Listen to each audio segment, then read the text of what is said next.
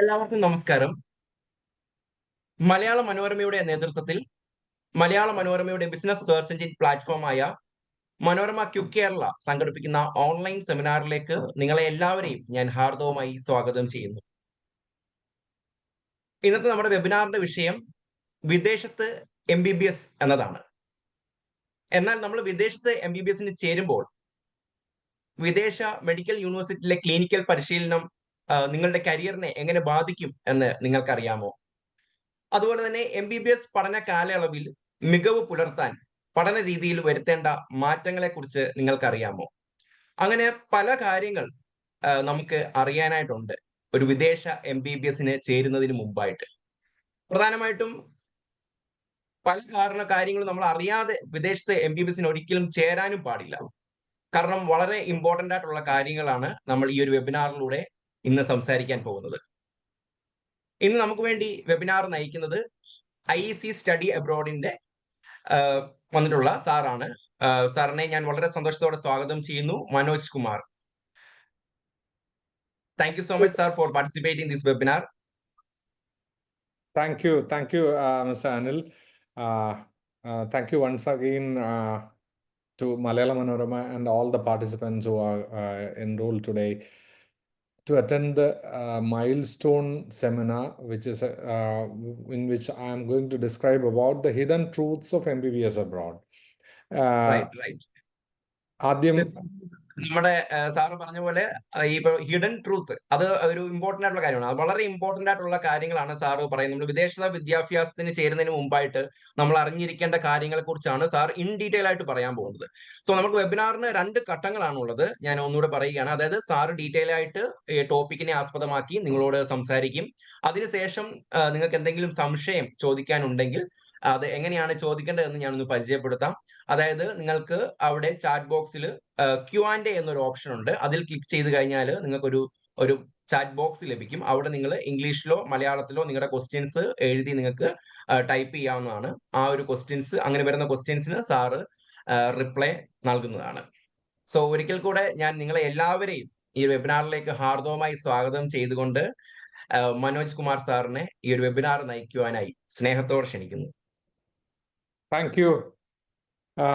ഇന്നത്തെ വെബിനാറിൽ വളരെ ഇമ്പോർട്ടൻ്റ് ആയ കുറേ കാര്യങ്ങൾ വിദേശ MBBS പഠനത്തിന് തയ്യാറെടുക്കുന്ന വിദ്യാർത്ഥികളെയും അവരുടെ മാതാപിതാക്കളെയും സംബന്ധിച്ചിടത്തോളം ഒട്ടനവധി കാര്യങ്ങൾ മനസ്സിലാക്കേണ്ടതായിട്ടുണ്ട്. അപ്പോൾ അതിലെ പ്രധാനപ്പെട്ട ചില വസ്തുതകൾ ആണ് ഞാൻ ഇന്ന് ഈ വെബിനാറിൽ പ്രതിപാദിക്കാൻ ഉദ്ദേശിക്കുന്നത്. എൻ്റെ പേര് മനോജ് കുമാർ. ഞാൻ IEC സ്റ്റഡി അബ്രോഡ് എന്ന വിദ്യാഭ്യാസ സ്ഥാപനത്തിൻ്റെ 2000 സ്ഥാപിച്ചിട്ടുള്ള IEC സ്റ്റഡി അബ്രോഡിൻ്റെ ഡയറക്ടർ ആണ്. ഞാൻ കഴിഞ്ഞ കുറേ വർഷങ്ങളായി, അതായത് ഏകദേശം 31ഓളം വർഷമായിട്ട് വിദേശ മെഡിക്കൽ വിദ്യാഭ്യാസ രംഗത്ത് പ്രവർത്തിക്കുന്ന ആളാണ്. ഞാൻ എൻ്റെ സ്ഥാപനം സ്ഥാപിച്ചത് 2000 അതിനു മുമ്പ് 1994 മുതൽ തന്നെ ഈ മേഖലയിൽ പ്രവർത്തിച്ചു തുടങ്ങിയിട്ടുള്ള അനുഭവ പരിചയത്തിൽ ഞാൻ കുറേ കാര്യങ്ങൾ, വളരെ പ്രധാനപ്പെട്ട കുറേ കാര്യങ്ങൾ ഞാൻ ഈ പേരൻസുമായി സ്റ്റുഡൻസുമായിട്ടും സംവദിക്കാൻ ആഗ്രഹിക്കുകയാണ്. അതിൽ തന്നെ ഏറ്റവും പ്രധാനം 2021 വന്നിട്ടുള്ള FMGL റെഗുലേഷൻ. ഒട്ടുമിക്ക പേരൻസിനും അറിയാം 2021 വന്നിട്ടുള്ള FMGL റെഗുലേഷൻ വളരെ വളരെ പ്രധാനപ്പെട്ടതാണെന്നും ഈ FMGL റെഗുലേഷനിൽ പറഞ്ഞിട്ടുള്ള മാനദണ്ഡങ്ങളെല്ലാം പാലിച്ചിട്ടുണ്ടെങ്കിൽ മാത്രമേ നമുക്ക് വിദേശ MBBS പഠനം പൂർത്തീകരിക്കുന്ന വിദ്യാർത്ഥികൾക്ക് ഇന്ത്യയിൽ പ്രാക്ടീസ് ചെയ്യാൻ നിയമം അനുവദിക്കൂ എന്നും നമുക്ക് എല്ലാവർക്കും അറിയാം. ഒട്ടനവധി കൺസൾട്ടൻസും ഇതെല്ലാം പറയാറുമുണ്ട്. പക്ഷേ ഇന്ന് ഞാൻ സംസാരിക്കാൻ പോകുന്നത് ആ FMGL റെഗുലേഷനിൽ ഏറ്റവും പ്രധാന വസ്തുത 90% യൂണിവേഴ്സിറ്റികളും FMGL റെഗുലേഷൻ പാലിക്കപ്പെടുന്നില്ല എന്നുള്ളതാണ്. ഈ വെബിനാർ അവസാനിക്കുന്നതോടുകൂടി നിങ്ങൾക്ക് എല്ലാവർക്കും അതിൽ കൃത്യമായ ഒരു വ്യക്തത വരും എന്നുള്ള ഉറപ്പ് ഞാൻ തന്നുകൊണ്ട് ഞാൻ ഈ വെബിനാറിലേക്ക് കടക്കുകയാണ്. ഒരിക്കൽ കൂടി എല്ലാവർക്കും ഹാർദവമായി സ്വാഗതം ആശംസിച്ചുകൊള്ളുന്നു. അപ്പം വിദേശ MBBS പഠനം, കാരണം നമുക്ക് എല്ലാവരുടെയും ഒരു സ്വപ്നമാണ് MBBS. പ്രത്യേകിച്ച് സയൻസ് സബ്ജക്റ്റിൽ +2 കഴിഞ്ഞിട്ടുള്ള വിദ്യാർത്ഥികളിൽ ഭൂരിപക്ഷം കുട്ടികളുടെ ഒരു സ്വപ്നമാണ് മെഡിക്കൽ വിദ്യാഭ്യാസം എന്ന് പറയുന്നത്. നമുക്ക് ആദ്യഘട്ടം എന്നുള്ള നിലയിൽ കുട്ടികളെല്ലാവരും തന്നെ നീറ്റ് എക്സാമിനേഷന് വേണ്ടി പ്രിപ്പയർ ചെയ്യും, നീറ്റ് പരീക്ഷ എഴുതും. പക്ഷേ അൺഫോർച്ചുനേറ്റ്ലി നമുക്ക് ഇന്ത്യയിലെ സ്ഥിതിവിശേഷം ഒന്ന് പരിശോധിച്ച് കഴിഞ്ഞു കഴിഞ്ഞാൽ മെഡിക്കൽ വിദ്യാഭ്യാസ സ്ഥാപനങ്ങൾ വളരെ പരിമിതമാണ്, ആസ്പിരൻസ് വളരെ കൂടുതലാണ്. ഏകദേശം 20 ലക്ഷത്തിന് മുകളിൽ കുട്ടികൾ ഈ വർഷം തന്നെ നീറ്റ് എഴുതിയിട്ടുണ്ടായിരുന്നു. പക്ഷേ അൺഫോർച്ചുനേറ്റ്ലി 1 ലക്ഷത്തിനടുത്ത് മെഡിക്കൽ സീറ്റ്സ് ആണ് ഇന്ത്യയിലുള്ളത്. അപ്പോൾ ബാക്കി വരുന്ന കുട്ടികളെ സംബന്ധിച്ചിടത്തോളം അവർ വിദേശ മെഡിക്കൽ വിദ്യാഭ്യാസത്തിന് വേണ്ടി തയ്യാറെടുക്കും. ഇന്നിപ്പോൾ നമ്മുടെ ചുറ്റും ധാരാളം മെഡിക്കൽ എഡ്യൂക്കേഷണൽ കൺസൾട്ടൻസീസ്, വിദേശത്ത് MBBSന് അഡ്മിഷൻ വാങ്ങിച്ച് തരാൻ തയ്യാറായി ധാരാളം കൺസൾട്ടൻസികളുണ്ട്. അതുകൂടാതെ വിദേശ യൂണിവേഴ്സിറ്റികളിൽ പഠിക്കുന്ന കുറേയധികം കുട്ടികളും കൺസൾട്ടൻസ് ആയിട്ട് മാറിയിട്ടുണ്ട്. അവരെല്ലാം നമ്മളെ സഹായിക്കാനായിട്ട് തയ്യാറായി തന്നെ നിൽക്കുകയാണ്. പക്ഷേ നമുക്ക് പലപ്പോഴും ഇത്തരം കൺസൾട്ടൻസ് പലരും നമ്മളോട് പല കാര്യങ്ങളും പറയാറില്ല. വിദേശ MBBS പഠനത്തിൽ നമ്മൾ നേരിടേണ്ടി വരുന്ന പ്രശ്നങ്ങളെക്കുറിച്ചോ അല്ലെങ്കിൽ ഇതിൻ്റെ നിയമത്തിൻ്റെ കോംപ്ലിക്കേഷനുകളെ കുറിച്ചോ ഒന്നും തന്നെ ആരും നമ്മളോടൊന്നും പറയാറില്ല. എല്ലാവരും അവർ പ്രൊമോട്ട് ചെയ്യുന്ന യൂണിവേഴ്സിറ്റിയുടെ കുറേ വസ്തുതകളും അതിൻ്റെ പ്രയോജനങ്ങളും അതിൻ്റെ മികവും എല്ലാം പറഞ്ഞ് നമുക്ക് പോസിറ്റീവായിട്ടുള്ള കുറേ കാര്യങ്ങൾ മാത്രം നമ്മളെ പറഞ്ഞ് ബോധ്യപ്പെടുത്തി നമുക്കൊരു അഡ്മിഷൻ വാങ്ങിച്ചു തരുന്ന പ്രവണതയാണ് നമുക്ക് കാണാൻ സാധിക്കുന്നത്. അപ്പോൾ നമുക്ക് എല്ലാവരും വിദേശ MBBS പഠനത്തിലേക്ക് പോകുമ്പോൾ കുട്ടികളെല്ലാവരും പ്രധാനമായിട്ട് കുറേ പാരാമീറ്റേഴ്സ് നോക്കാറുണ്ട്. ഒന്ന്, നല്ല യൂണിവേഴ്സിറ്റി ആണോ എന്നുള്ളത് ഒരു യൂണിവേഴ്സിറ്റി തിരഞ്ഞെടുക്കുമ്പോഴത്തേക്ക് എല്ലാവരും ശ്രദ്ധിക്കാറുണ്ട്. അത് നല്ല യൂണിവേഴ്സിറ്റിയിലേക്ക് തന്നെ വിടാനായി മാതാപിതാക്കളും ശ്രദ്ധിക്കാറുമുണ്ട്.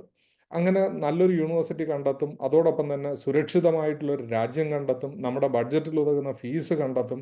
ഇതെല്ലാം കണ്ടെത്തി നമുക്ക് അതെല്ലാം ഒത്തുവരികയാണെന്നുണ്ടെങ്കിൽ നമ്മൾ നമ്മുടെ കുട്ടിയെ വിദേശത്ത് MBBSന് അയക്കുകയാണ് സാധാരണഗതിയിൽ ചെയ്യാറുള്ളത്.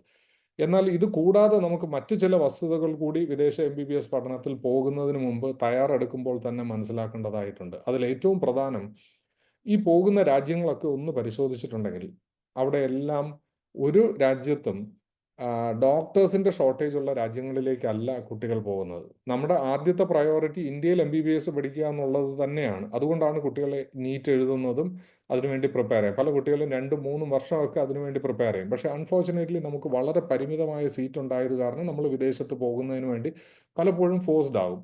അപ്പം ഇത്തരത്തിലുള്ള മാനദണ്ഡങ്ങളെല്ലാം ഒത്തുവരുമ്പോൾ നമ്മൾ ഇതുപോലെ ഒരു രാജ്യം തിരഞ്ഞെടുക്കും. ആ രാജ്യത്തേക്ക് നമ്മൾ പോകുമ്പോൾ പോവുക, അവിടെ പോയി പഠിച്ചതിന് ശേഷം ഈ രാജ്യങ്ങളിലൊന്നും, ഒട്ടുമിക്ക രാജ്യങ്ങളിലും, അതിപ്പം റഷ്യ ആയിക്കോട്ടെ, അല്ലെങ്കിൽ ചൈന ആയിക്കോട്ടെ, അല്ലെങ്കിൽ ജോർജിയ ആയിക്കോട്ടെ, അല്ലെങ്കിൽ കിഴക്കൻ യൂറോപ്യൻ രാജ്യങ്ങളായിക്കോട്ടെ, അല്ലെങ്കിൽ സെൻട്രൽ ഏഷ്യൻ രാജ്യങ്ങളായിക്കോട്ടെ, ഇവിടെ ഒന്നും തന്നെ ഡോക്ടേഴ്സിൻ്റെ ഷോർട്ടേജ് ഉള്ള രാജ്യങ്ങളിലേക്കല്ല കുട്ടികൾ പോകുന്നത്.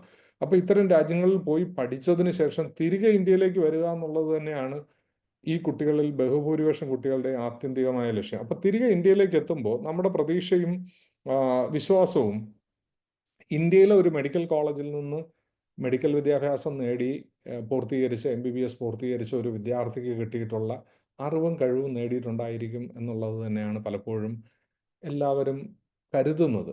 പക്ഷേ യഥാർത്ഥ വസ്തുത നമ്മളൊന്ന് പരിശോധിച്ചിട്ടുണ്ടെങ്കിൽ അവിടെയും ചില പോരായ്മകളും ചില പ്രശ്നങ്ങളും കാണാനായിട്ട് നമുക്ക് സാധിക്കും. എന്താണ്, നമുക്ക് ഈ പഠന കാലയളവിലൊന്നും ഇത്തരത്തിലുള്ള പോരായ്മയെക്കുറിച്ചോ പ്രശ്നങ്ങളെക്കുറിച്ചോ ഒന്നും തന്നെ നമുക്ക് മനസ്സിലാകണമെന്നില്ല. കാരണം നമ്മൾ പഠിച്ചുകൊണ്ടിരിക്കുന്ന രാജ്യത്ത് വളരെ മികച്ച യൂണിവേഴ്സിറ്റികളിൽ തന്നെ ആയിരിക്കും നമുക്ക് അഡ്മിഷൻ കിട്ടിയിട്ടുണ്ടായിരിക്കുക. പക്ഷേ പഠനശേഷം തിരികെ ഇന്ത്യയിലേക്ക് എത്തുമ്പോൾ നമുക്ക് ചില പ്രശ്നങ്ങൾ നേരിടേണ്ടതായി വരാം. അതിൻ്റെ കാരണം എന്താണെന്ന് വെച്ച് കഴിഞ്ഞാൽ, മെഡിക്കൽ എഡ്യൂക്കേഷൻ ഒരു ടെക്സ്റ്റ് ബുക്ക് ബേസ്ഡ് സ്റ്റഡി മാത്രമല്ല, ഇതൊരു ക്ലിനിക്കൽ ഓറിയൻറ്റഡ് സ്റ്റഡിയാണ്. ഒരു മികച്ച ഡോക്ടർ ആകണമെന്നുണ്ടെങ്കിൽ ഒരു മികച്ച ക്ലിനിക്കൽ എക്സ്പീരിയൻസ് ഉണ്ടാകണം. ഈ ക്ലിനിക്കൽ എക്സ്പീരിയൻസ് കുട്ടികൾ നേടുന്നത് ഹോസ്പിറ്റലുകളിൽ പോയി രോഗികളെ ചികിത്സിച്ചിട്ടാണ്. അപ്പോൾ അത്തരത്തിൽ നമുക്ക് ഹോസ്പിറ്റലുകളിൽ പോയി രോഗികളെ ചികിത്സിച്ചിട്ട് ആർജിക്കുന്ന ക്ലിനിക്കൽ എക്സ്പീരിയൻസ് പല രാജ്യങ്ങളിലേക്ക് പോകുമ്പോഴും ആ ക്ലിനിക്കൽ എക്സ്പീരിയൻസ് പലപ്പോഴും വ്യത്യസ്തമായിരിക്കുന്നത് നമുക്ക് കാണാൻ സാധിക്കും. കാരണം ഓരോ രാജ്യത്തെയും ക്ലിനിക്കൽ കണ്ടീഷൻസ് വിഭിന്നമാണ്. അതിന് കാരണം എന്താണെന്ന് വെച്ച് കഴിഞ്ഞാൽ, ഇത്തരത്തിൽ ഉദാഹരണത്തിന് രോഗങ്ങളുടെ പാറ്റേൺ തന്നെ എടുത്തിട്ടുണ്ടെങ്കിൽ ഓരോ രാജ്യത്തെയും രോഗങ്ങളുടെ പാറ്റേൺ ഡിഫറൻ്റ് ആണ്. കാരണം അതിനെ സ്വാധീനിക്കുന്ന ഘടകങ്ങളും ഡിഫറൻ്റ് ആയതുകൊണ്ടാണ്. ഉദാഹരണത്തിന് നമ്മുടെ ജനിതകപരമായ വ്യത്യാസം, life style, food habits, climate, ഇതെല്ലാം മാറുന്നതനുസരിച്ചിട്ട് അസുഖങ്ങളുടെ പാറ്റേണിൽ വ്യത്യാസം ഉണ്ടാകാം. അപ്പം നമുക്ക് ഓരോ രാജ്യങ്ങളിലേക്ക് ചെല്ലുമ്പോഴും അവിടുത്തെ എല്ലാ അസുഖങ്ങളുടെ പാറ്റേണിൽ പലപ്പോഴും വ്യത്യാസം നമുക്ക് കാണാനായിട്ട് സാധിക്കും. അപ്പോൾ ഇത് നമ്മുടെ ഇന്ത്യയിലെ തന്നെ ഒരു സിനാരിയോ നമുക്കൊന്ന് പരിശോധിച്ച് കഴിഞ്ഞാൽ, കാരണം നമ്മൾ പഠനശേഷം ഇന്ത്യയിലേക്ക് വരാൻ ഉദ്ദേശിക്കുന്ന കുട്ടികളാണ്. പലപ്പോഴും നമ്മളോട് പല കൺസൾട്ടൻസും പറയും പല വിദേശ രാജ്യങ്ങളിൽ പോയി ജോലി ചെയ്യാം, വർക്ക് ചെയ്യാം ഒക്കെ പറയും. പക്ഷെ പലപ്പോഴും നമ്മൾ മനസ്സിലാക്കാത്ത വസ്തുത, പല വിദേശ രാജ്യങ്ങളിലേക്ക് പോകണമെന്നുണ്ടെങ്കിലും നമുക്ക് പേരന്റൽ കൺട്രിയിലെ രജിസ്ട്രേഷൻ നമുക്ക് നിർബന്ധമാണ്. അപ്പോൾ തിരിച്ച് ആദ്യം ഇന്ത്യയിലേക്ക് വന്നതിന് ശേഷം നമുക്ക് മറ്റു രാജ്യങ്ങളിൽ പോകാൻ സാധ്യതയുണ്ട്. അപ്പോൾ നമുക്ക് ആദ്യം തിരികെ ഇന്ത്യയിലേക്ക് എത്തുമ്പോൾ നമുക്ക് ഇന്ത്യയിലെ ക്ലിനിക്കൽ എക്സ്പീരിയൻസ് ഒരു ഇന്നവിറ്റബിൾ റിക്വയർമെൻ്റ് ആണ്. ഇന്ത്യയിലെ ക്ലിനിക്കൽ എക്സ്പീരിയൻസ് അല്ലെങ്കിൽ ക്ലിനിക്കൽ കണ്ടീഷൻസിന് അനുസരിച്ചിട്ട് ട്രീറ്റ് ചെയ്യാനുള്ള ഒരു എക്സ്പീരിയൻസ് നമുക്ക് ഒരു അത്യാവശ്യ ഘടകമാണ്. അപ്പം ഇന്ത്യയിലെ രോഗങ്ങളുടെ പാറ്റേൺ തന്നെ നമ്മളൊന്ന് പരിശോധിച്ച് കഴിഞ്ഞാൽ, ഒരു MBBS ഡോക്ടറുടെ അടുത്തേക്ക് വരുന്ന രോഗികളിൽ കൂടുതലും ഇൻഫെക്ഷ്യസ് ഡിസീസസുമായി വരുന്ന പേഷ്യൻസിൻ്റെ ഒരു വലിയ ആധിക്യം നമുക്ക് അവിടെ കാണാൻ സാധിക്കും. അത് എന്തുകൊണ്ട് ഇത്തരം രോഗികൾ കൂടുതലായി കാണുന്നു എന്ന് ചോദിച്ചാൽ, നമ്മുടെ ഇവിടുത്തെ കാലാവസ്ഥ തന്നെയാണ് അതിന് പിന്നിലുള്ള കാരണം. നമുക്ക് ഇന്ത്യയിലെ മിതശീതോഷ്ണ കാലാവസ്ഥയിൽ ഈ ട്രോപ്പിക്കൽ വെതർ കണ്ടീഷനിൽ മൈക്രോ ഓർഗാനിക് പാത്തോജൻസ് വളരെ വിരലൻ്റ് ആയിരിക്കും, രോഗജന്യമാക്കാൻ പറ്റുന്ന തരത്തിലായിരിക്കും. അപ്പോൾ ഇത് മറ്റ് രാജ്യങ്ങളിലേക്കൊക്കെ പോകുമ്പോൾ, പൊതുവെ കുട്ടികൾ പോകുന്ന രാജ്യങ്ങളൊക്കെ ഒന്ന് പരിശോധിച്ചാൽ കൂടുതലും ആർട്ടിക് ഇൻഫ്ലുവൻസ് ഉള്ള തണുപ്പ് കൂടിയ രാജ്യങ്ങളിലേക്കാണ് കുട്ടികൾ പോകുന്നത്. അപ്പോൾ അവിടെ നമുക്ക് പലപ്പോഴും ഇന്ത്യയിൽ കാണുന്ന തരത്തിലുള്ള ആധിക്യം ഇൻഫെക്ഷ്യസ് ഡിസീസുകളിൽ പലപ്പോഴും കാണാൻ സാധിച്ചെന്ന് വരില്ല. കാരണം നമുക്കറിയാം, നമ്മളൊരു ഭക്ഷണ വസ്തു കേടാകാതിരിക്കാൻ നമ്മൾ എന്ത് ചെയ്യും? ഫ്രിഡ്ജിലോ ഫ്രീസറിലോ പ്രിസർവ് ചെയ്യും. അവിടെ ഈ മൈക്രോ ഓർഗാനിക് പാത്തോജൻസ് അല്ലെങ്കിൽ ഈ അതിസൂക്ഷ്മ അണുക്കൾ, അതിൻ്റെ പ്രോളിഫറേഷൻ നടക്കില്ല. ഇത് തന്നെയാണ് നമ്മൾ തണുപ്പ് കൂടിയ രാജ്യങ്ങളിലേക്ക് ചെല്ലുമ്പോഴും കാണാൻ സാധിക്കുന്നത്. അപ്പോൾ അവിടെ ഇത്തരത്തിലുള്ള പ്രോളിഫറേഷൻ ഉണ്ടാകാത്തത് കാരണം, അല്ലെങ്കിൽ ഈ ഒരു മൈക്രോ ഓർഗാനിക് പാത്തോജൻസിന് ഐഡിയൽ ആയിട്ടുള്ള ഒരു എൻവയോൺമെൻറ്റ് അവിടെ ഇല്ലാത്തത് കാരണം പലപ്പോഴും ഇത്തരത്തിലുള്ള ഇൻഫെക്ഷ്യസ് ഡിസീസുകളുടെ ഒരു ആധിക്യം നമുക്ക് അവിടെ ഒന്നും കാണാൻ സാധിക്കില്ല. വളരെ പരിമിതമായ അളവിൽ മാത്രമായിരിക്കും ഉണ്ടാകുക. അല്ലെങ്കിൽ ട്രോപ്പിക്കൽ ഡിസീസുകൾ നമുക്ക് ഇന്ത്യയിൽ വളരെ സുലഭമായി കാണുന്ന അസുഖമാണ്. പലപ്പോഴും ഇത്തരം രാജ്യങ്ങൾ, പൊതുവേ കുട്ടികൾ പോകുന്ന രാജ്യങ്ങളൊക്കെ ഒന്ന് പരിശോധിച്ച് കഴിഞ്ഞാൽ പല രാജ്യങ്ങളിലും ഒരു കേസ് പോലും നമുക്ക് ഈ ട്രോപ്പിക്കൽ ഡിസീസുകൾ കാണാൻ സാധിച്ചെന്ന് വരില്ല. അപ്പോൾ ഇത്തരം കേസുകളിലുള്ള ക്ലിനിക്കൽ എക്സ്പീരിയൻസിൻ്റെ അഭാവം നമ്മുടെ കുട്ടികളിൽ കാണും എന്നുള്ളത് ഒരു യഥാർത്ഥ വസ്തുത തന്നെയാണ്. അപ്പോൾ നമ്മൾ പലപ്പോഴും ഈ ക്ലിനിക്കൽ കണ്ടീഷൻ, ക്ലിനിക്കൽ എക്സ്പോഷറിൻ്റെ ഡെഫിഷ്യൻസി നമുക്ക് പലപ്പോഴും കുട്ടികളിൽ കാണാൻ സാധിക്കും. അപ്പോൾ ഇതൊരു റിയാലിറ്റിയാണ്. ഇത് കൂടാതെ നമ്മുടെ ട്രീറ്റ്മെൻറ്റ് മെത്തഡോളജി, നമുക്ക് ഓരോ രാജ്യത്തെയും ട്രീറ്റ്മെൻറ്റ് മെത്തഡോളജി വിഭിന്നമാണ്. നമ്മുടെ ട്രീറ്റ്മെൻറ്റ് പ്രോട്ടോകോൾസ്, നമുക്ക് ഇന്ത്യയിൽ ക്യൂറേറ്റീവ് മെത്തേഡ് എന്ന് പറയുന്ന ട്രീറ്റ്മെൻറ്റ് പ്രോട്ടോകോൾസ് ആണ് നമുക്ക് നമ്മൾ നടപ്പിലാക്കിയിട്ടുള്ളത്. ഇത് മറ്റ് പല രാജ്യങ്ങളിലേക്കും ചെല്ലുമ്പോൾ അവിടെ പ്രൊഫലാക്റ്റിക് മെത്തഡോളജി ഇംപ്ലിമെൻറ്റ് ചെയ്തിട്ടുള്ള പല രാജ്യങ്ങളും ഉണ്ടാകാം. ഇതുപോലെ തന്നെയാണ് ഡയഗ്നോസ്റ്റിക് പ്രൊസീജിയറിലുള്ള വ്യത്യാസം. നമ്മൾ ഇന്ത്യയിലെ സോഷ്യോ എക്കണോമിക് റീസൺസ് കാരണം പലപ്പോഴും നമ്മൾ നമ്മുടെ ഡയഗ്നോസ്റ്റിക് മെത്തഡോളജി എന്ന് പറയുന്നത് സിംറ്റം ബേസ്ഡ് ഡയഗ്നോസിസ് ആണ്. നമ്മൾ ആദ്യത്തെ ഘട്ടങ്ങളിൽ, ചികിത്സയുടെ ആദ്യ ഘട്ടങ്ങളിൽ നമ്മൾ ഒരു ഡോക്ടറെ സമീപിക്കുമ്പോൾ, ഒരു രോഗത്തിൻ്റെ ആദ്യഘട്ടങ്ങളിൽ നമ്മളൊരു ഡോക്ടറെ സമീപിക്കുമ്പോൾ നമ്മുടെ രോഗലക്ഷണങ്ങൾ നോക്കിയിട്ടായിരിക്കും ഡോക്ടർ ചികിത്സാവിധി നിശ്ചയിക്കുന്നത്. ഉദാഹരണത്തിന് ഒരു പനിയുമായി നമ്മളൊരു ഡോക്ടറെ സമീപിച്ചു കഴിഞ്ഞാൽ നമ്മുടെ രോഗലക്ഷണങ്ങൾ ചോദിച്ചിട്ടായിരിക്കും നമുക്ക് ചികിത്സ നടത്തുന്നത്. അതേസമയം മറ്റ് പല രാജ്യങ്ങളിലേക്കും ചെന്ന് കഴിഞ്ഞാൽ, നമ്മൾ പനിയുമായി ചെന്ന് കഴിഞ്ഞാൽ നമ്മുടെ സ്പൂട്ടം എടുത്ത് കൾച്ചർ ചെയ്ത് ഏത് പാത്തോജൻ ആണെന്ന് നോക്കി അതിന് അനുസൃതമായിട്ട്, ഇപ്പം gram negative, gram positive, aerobic, anaerobic, different ആയിട്ടുള്ള ക്ലാസിഫിക്കേഷനിലുള്ള പാത്തോജൻസ് ഉണ്ട്. അപ്പോൾ ഇത് ബാക്ടീരിയൽ പാത്തോജൻസ് ഉണ്ട്. അപ്പോൾ ഇത്തരത്തിലുള്ള ഇത് ക്ലിനിക്കലി ഇൻവെസ്റ്റിഗേറ്റ് ചെയ്തതിന് ശേഷമായിരിക്കും അവർ ചികിത്സിക്കുന്നത്. ഇതുപോലെ തന്നെ നമുക്ക് തലവേദന പോലെയുള്ള അസുഖങ്ങളുമായി പല രാജ്യങ്ങളിലും ചെന്ന് കഴിഞ്ഞാൽ നമുക്ക് അവർ CT ഇവാലുവേഷൻ നടത്തും. കാരണം പേഷ്യൻസിന് എല്ലാവർക്കും ഇൻഷുറൻസ് ഉണ്ടാവും. അപ്പോൾ അതിൻ്റെ അടിസ്ഥാനത്തിൽ പേഷ്യൻസിന് പലപ്പോഴും ഒരു ഫിനാൻഷ്യൽ ബർഡൻ ഇത്തരത്തിലുള്ള ഡയഗ്നോസ്റ്റിക് പ്രൊസീജിയർ കൊണ്ട് ഉണ്ടാവില്ല. അതേസമയം നമുക്ക് ഇന്ത്യയിലെ സിനാരിയോ ഒന്ന് പരിശോധിച്ചാൽ, ഇത്തരത്തിൽ നമ്മളൊരു പരിശീലനം ഒരു രാജ്യത്ത് പൂർത്തിയാക്കി തിരിച്ച് ഇന്ത്യയിലേക്ക് വന്ന് ഇവിടെ പ്രാക്ടീസ് ചെയ്യാൻ ആരംഭിക്കുമ്പോൾ നമ്മുടെ അടുത്തേക്ക് ഒരു പേഷ്യൻ്റ് വരുന്നു. ആ പേഷ്യൻ്റ് തലവേദനയായി വരുന്ന സമയത്ത് നമ്മൾ പഠിച്ചിരിക്കുന്നത് CT ഇവാലുവേഷൻ ആണ്. ഡയഗ്നോസ്റ്റിക് പ്രൊസീജിയറിൽ ഫസ്റ്റ് ഇത്തരത്തിലുള്ള ഡിസീസുകളിൽ നമ്മൾ ഫോളോ ചെയ്യേണ്ട പ്രോട്ടോക്കോൾ എന്ന് നമ്മൾ മനസ്സിലാക്കിയും പഠിച്ചും വെച്ചിരിക്കുകയാണ് നമ്മൾ മറ്റൊരു രാജ്യത്ത് പോയതിന് ശേഷം. അവിടുത്തെ ചികിത്സാ രീതി അതാണ്, ഡയഗ്നോസ്റ്റിക് പ്രൊസീജിയർ അതാണ്. അപ്പം നമ്മൾ ഇവിടെയും വന്ന് ഇതേപോലെ ആദ്യഘട്ടത്തിൽ തന്നെ ഫസ്റ്റ് ലൈൻ തെറാപ്പിയിൽ തന്നെ നമ്മൾ ഒരു പേഷ്യൻറ്റിന് CT ഇവാലുവേഷൻ നടത്തിയിട്ടുണ്ടെങ്കിൽ നമുക്കറിയാം എന്തായിരിക്കും പിന്നീട് ആ പേഷ്യൻറ്റിൻ്റെ ഭാഗത്തു നിന്നുണ്ടാകുന്ന പ്രതികരണമെന്ന്. അപ്പോൾ നമുക്ക് ഇന്ത്യയിൽ ചികിത്സിക്കുന്ന അതേ മെത്തഡോളജി ഫോളോ ചെയ്യാനായിട്ട് സാധിക്കണം. പക്ഷേ പലപ്പോഴും ഇത് വിദേശ രാജ്യങ്ങളിൽ സാധ്യമല്ല. ഇതുപോലെ തന്നെയാണ് നമുക്ക് ഫാർമക്കോളജി പഠിക്കുമ്പോൾ നമുക്ക് ഓരോ രാജ്യത്തെയും ഡ്രഗ് റെജിംസ്, മരുന്നുകളുടെ ശ്രേണി വളരെ വ്യത്യസ്തമാണ്. ഇന്ത്യയിലുള്ള മാതിരി മരുന്നുകളായിരിക്കില്ല. നമുക്ക് ഇന്ത്യയിൽ ധാരാളം കോമ്പിനേഷൻ ഡ്രഗ്സ് നമുക്ക് അവൈലബിൾ ആണ്. മറ്റു പല രാജ്യങ്ങളിലും അത് ഇത്രത്തോളം ഉണ്ടാകുന്നു വരില്ല. അപ്പോൾ നമുക്ക് ഏത് രാജ്യത്തേക്ക് പോയാലും നമ്മളെ പരിശീലിപ്പിക്കുക ആ രാജ്യത്തെ മരുന്നുകൾ ഉപയോഗിച്ച് ആ രാജ്യത്തെ രോഗികളെ ആ രാജ്യത്തെ ചികിത്സാ രീതികളും ഡയഗ്നോസ്റ്റിക് പ്രൊസീജിയേഴ്സ് ഉപയോഗിച്ചിട്ട് ചികിത്സിക്കാനായിരിക്കും പഠിപ്പിക്കുന്നത്. അല്ലാതെ നമുക്ക് ഇന്ത്യയിൽ നിന്ന് രോഗികളെ കൊണ്ടുപോകാനോ അല്ലെങ്കിൽ ഇന്ത്യയിലെ ചികിത്സാ രീതികൾ അവിടെ നടപ്പിലാക്കാനോ ഒന്നും ഒരിക്കലും സാധിക്കില്ല. കാരണം അവരുടെ രാജ്യത്തെ ആക്ച്വൽ പേഷ്യൻസിനെയാണ് നമ്മൾ ട്രീറ്റ് ചെയ്യുന്നത്. അപ്പം സ്വാഭാവികമായിട്ടും ആ രാജ്യത്തെ സ്ഥിതിവിശേഷത്തിന് അനുസൃതമായിട്ടായിരിക്കും നമുക്ക് ചികിത്സിക്കാനായി പരിശീലനം കിട്ടുന്നത്. അപ്പോൾ ഇത് പഠിച്ചതിന് ശേഷം നമ്മൾ ഇന്ത്യയിലേക്ക് തിരികെ എത്തുമ്പോൾ ഇന്ത്യയിലെ റിക്വയർമെൻറ്റ്സ് എൻറ്റയർലി ഡിഫറെൻ്റ് ആണ്. ഇത് ഒരു റിയാലിറ്റിയാണ്. പലപ്പോഴും നമുക്ക് നമ്മുടെ സമൂഹത്തിൽ തന്നെ അല്ലെങ്കിൽ ഒരു മെഡിക്കൽ ഫ്രട്ടേണിറ്റിയിലുള്ളവരോട് ഒന്ന് അന്വേഷിച്ചാൽ മനസ്സിലാകും. പലപ്പോഴും വിദേശ MBBS പഠനം പൂർത്തിയാക്കി വരുന്ന ചില കുട്ടികളെങ്കിലും ഇത്തരത്തിലുള്ള ഒരു പ്രശ്നം നേരിടേണ്ടതായിട്ട് വരും. കാരണം പലപ്പോഴും അവർ ക്വാളിറ്റി ഇല്ല എന്നുള്ള അപവാദം പലപ്പോഴും നമുക്ക് കേൾക്കേണ്ടി വരുന്നതായിട്ട് കാണാൻ സാധിക്കും. അത് യഥാർത്ഥത്തിൽ ക്വാളിറ്റി ഇല്ലായ്മയുടെ പ്രോബ്ലം അല്ല. അവർക്ക് കിട്ടിയിട്ടുള്ള പരിശീലനം, ക്ലിനിക്കൽ പരിശീലനം ഓരോ രാജ്യത്തിനും അനുസൃതമായി വ്യത്യസ്തമായതുകൊണ്ടാണ്. ഇപ്പം ഇത് ഒരു ഗ്ലോബൽ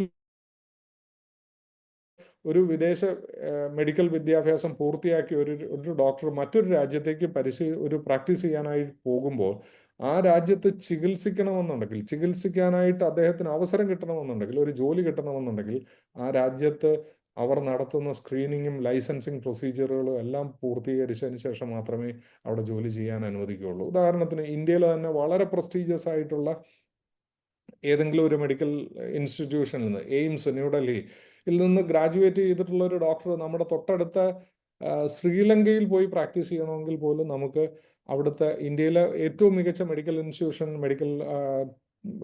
വിദ്യാഭ്യാസ സ്ഥാപനമാണ് എയിംസ്. അപ്പം എയിംസ് ന്യൂഡൽഹി.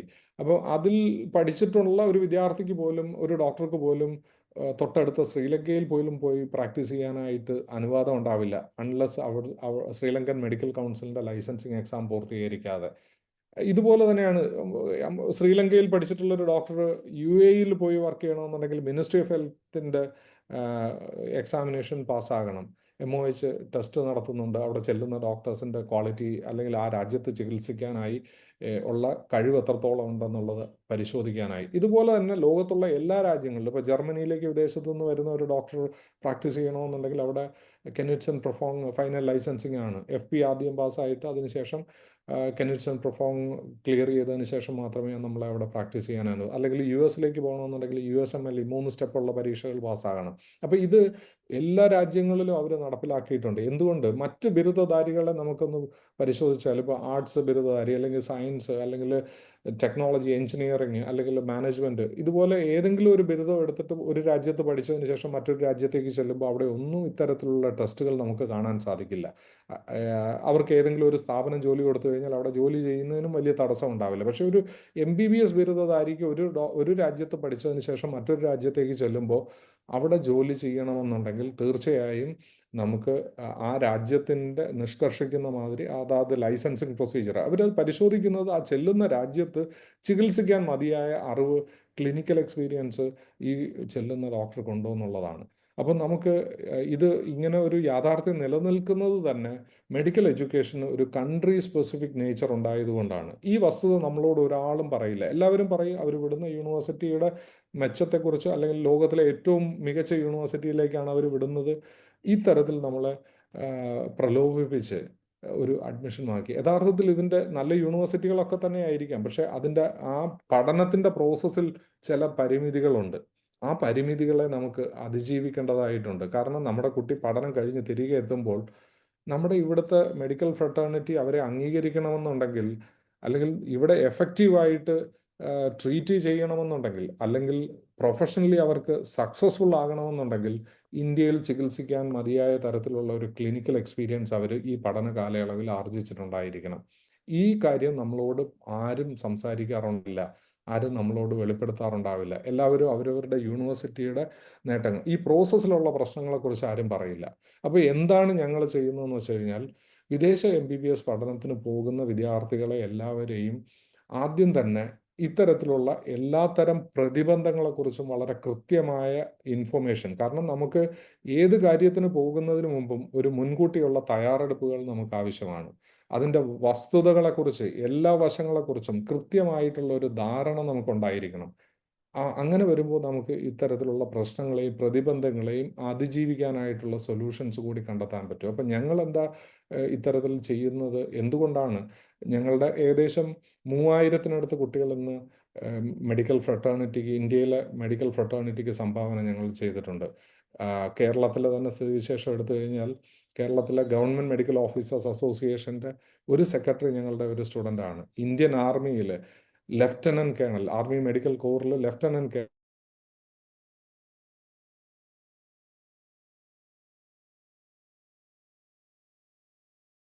ഞങ്ങളുടെ വിദ്യാർത്ഥികൾ വിദേശ MBBS പഠനം കഴിഞ്ഞതിന് ശേഷം ഇന്ത്യയിൽ വന്ന് അവർ പ്രാക്ടീസ് ചെയ്തിട്ട് ഈ ലെവൽ തന്നെ വർക്ക് ചെയ്യുന്നവരുണ്ട്. ഗവൺമെൻറ് സർവീസിൽ ധാരാളം കുട്ടികൾ വർക്ക് ചെയ്യുന്നുണ്ട്.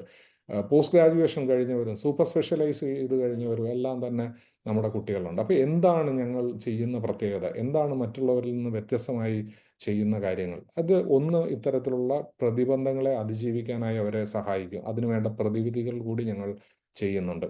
ഇതിൽ ആദ്യഘട്ടം എന്നുള്ള നിലയിൽ ഞങ്ങൾ ചെയ്യുന്ന ഒരു കാര്യമുണ്ട്. കുട്ടികൾക്ക് എല്ലാവർക്കും ഒരു ഇൻഡിവിജ്വൽ കൗൺസിലിംഗ് ഞങ്ങൾ കൊടുക്കാറുണ്ട്. ഈ കൗൺസിലിങ്ങിൻ്റെ ഉദ്ദേശ ലക്ഷ്യം തന്നെ മെഡിക്കൽ എഡ്യൂക്കേഷനിൽ പോകുന്ന കുട്ടികൾക്ക് കൃത്യമായിട്ടുള്ളൊരു വിഷൻ ഉണ്ടായിരിക്കണം. കാരണം ഇത് സിമ്പിൾ സയൻസ് ആണ്, ഡോക്യുമെന്റഡ് സയൻസ് ആണ്, പക്ഷേ ഹൈലി വോള്യൂമിനസ് ആണ്. ഉദാഹരണത്തിന് 19 സബ്ജക്റ്റാണ് നമ്മൾ ഈ കാലയളവിൽ പഠിക്കുന്നത്. ഈ 19 സബ്ജക്റ്റുകളിലായി വ്യാപിച്ചു കിടക്കുന്ന പരിപൂർണമായ ഒരു അറിവ് നേടലാണ് മെഡിക്കൽ വിദ്യാഭ്യാസത്തിൽ നമുക്ക് ഏറ്റവും ആവശ്യം. അപ്പം നമുക്ക് ഇതിൻ്റെ വോള്യൂം നമ്മളൊന്ന് പരിശോധിച്ചിട്ടുണ്ടെങ്കിൽ, ഇപ്പോൾ ഉദാഹരണത്തിന് ഫസ്റ്റ് ഇയറിൽ നമ്മൾ പഠിക്കുന്ന സബ്ജക്റ്റുകളിൽ ഒന്നാണ് അനാട്ടമി. ഈ അനാട്ടമിയിൽ തന്നെ നമ്മൾ ആദ്യത്തെ തിയറി ടെക്സ്റ്റ് ബുക്കായിട്ട് നമ്മൾ പല യൂണിവേഴ്സിറ്റികളിലും ഉപയോഗിക്കുന്ന, ഇന്ത്യയിലെ യൂണിവേഴ്സിറ്റികളിൽ തന്നെ സ്ഥിതി എടുത്തു കഴിഞ്ഞ് കഴിഞ്ഞാൽ, ശംഭുലിംഗം സാറിൻ്റെ അനാട്ടമി 4 വോളിയം, അത് അല്ലെങ്കിൽ BD ചൗരസ്യ സാറിൻ്റെ അനാട്ടമി 4 വോളിയം ഉണ്ട്. ഇത് കഴിഞ്ഞ് പ്രാക്ടിക്കൽ അനാട്ടമിയിലേക്ക് വരുമ്പോൾ നമുക്ക് കണ്ണിങ്ങാം മാനുവൽ 3 വോളിയം, അത് കഴിഞ്ഞ് റഫറൻസ് ടെക്സ്റ്റ് ബുക്കായിട്ട് സ്നെല്ലും ഗ്രേസും. ഒരു സബ്ജക്റ്റിൽ തന്നെ ഏകദേശം 9ഓളം ടെക്സ്റ്റ് ബുക്കുകളാണ് നമുക്ക് പഠിക്കേണ്ടി വരുന്നത്. ഇങ്ങനെ 19 സബ്ജക്റ്റിലായിട്ട് വ്യാപിച്ചു കിടക്കുന്ന അറിവ്, അത് മാത്രമല്ല ജീവിതകാലം മുഴുവൻ നമുക്ക് നോളജ് അപ്ഡേറ്റ് ചെയ്തുകൊണ്ടേയിരിക്കണം. അപ്പോൾ ഈ ഒരു പ്രോസസ്സിലേക്ക് വരുന്ന വിദ്യാർത്ഥികൾ എല്ലാവരും തന്നെ കൃത്യമായിട്ടുള്ള വിഷനോടുകൂടി തന്നെ ഈ പ്രൊഫഷനിലേക്ക് വരേണ്ടതിൻ്റെ ഒരു ആവശ്യകതയുണ്ട്. അതോടൊപ്പം തന്നെ മെഡിക്കൽ വിദ്യാഭ്യാസത്തിലേക്ക് വരുന്ന കുട്ടികൾ തീർച്ചയായും മനസ്സിലാക്കേണ്ട മറ്റൊരു വസ്തുത കൂടിയുണ്ട്. കാരണം ഈ 19 സബ്ജക്റ്റുകൾക്കും ജീവിതകാലം മുഴുവൻ ആപ്ലിക്കേഷൻ ഉണ്ട് എന്നുള്ള വസ്തുതയാണ്. അതായത് ആദ്യത്തെ വർഷം പഠിക്കുന്ന അനാട്ടമി മുതൽ ഫൈനൽ ഇയറിൽ പഠിക്കുന്ന ക്ലിനിക്കൽ സബ്ജക്ട്സ് വരെ ജീവിതകാലം മുഴുവൻ ആവശ്യമുണ്ട്. അതിലെ ഓരോ വസ്തുതകളും, ഓരോ ഇൻഫർമേഷനും വളരെ പ്രധാനപ്പെട്ടതാണ് അവർക്ക് പ്രൊഫഷണലി സക്സസ്ഫുൾ ആകുന്നതിന്. എന്തുകൊണ്ടാണെന്ന് വെച്ച് കഴിഞ്ഞാൽ, നമുക്ക് തന്നെ ഒരു രോഗം വന്നിട്ട് ഒരു ഡോക്ടറെ തിരഞ്ഞെടുക്കുമ്പോൾ നമ്മൾ ഒരിക്കലും ആ ഡോക്ടർ ഏത് യൂണിവേഴ്സിറ്റിയിൽ പഠിച്ചു എന്ന് ശ്രദ്ധിക്കാറില്ല, നോക്കാറില്ല. അല്ലെങ്കിൽ എയിംസിൽ പഠിച്ചതോ അല്ലെങ്കിൽ ട്രിവാൻഡ്രം മെഡിക്കൽ കോളേജിൽ പഠിച്ച ഡോക്ടേഴ്സിന് കൂടുതൽ പ്രാക്ടീസ്, അല്ലെങ്കിൽ യൂണിവേഴ്സിറ്റി എക്സാമിൽ കൂടുതൽ ഹൈ റാങ്ക് വാങ്ങിയ, 1ാം റാങ്കും 2ാം റാങ്കും വാങ്ങിയ കുട്ടികൾക്ക്, ഡോക്ടേഴ്സിന് കൂടുതൽ പ്രാക്ടീസ് വരുന്ന സിനാരിയോയും ഇല്ല.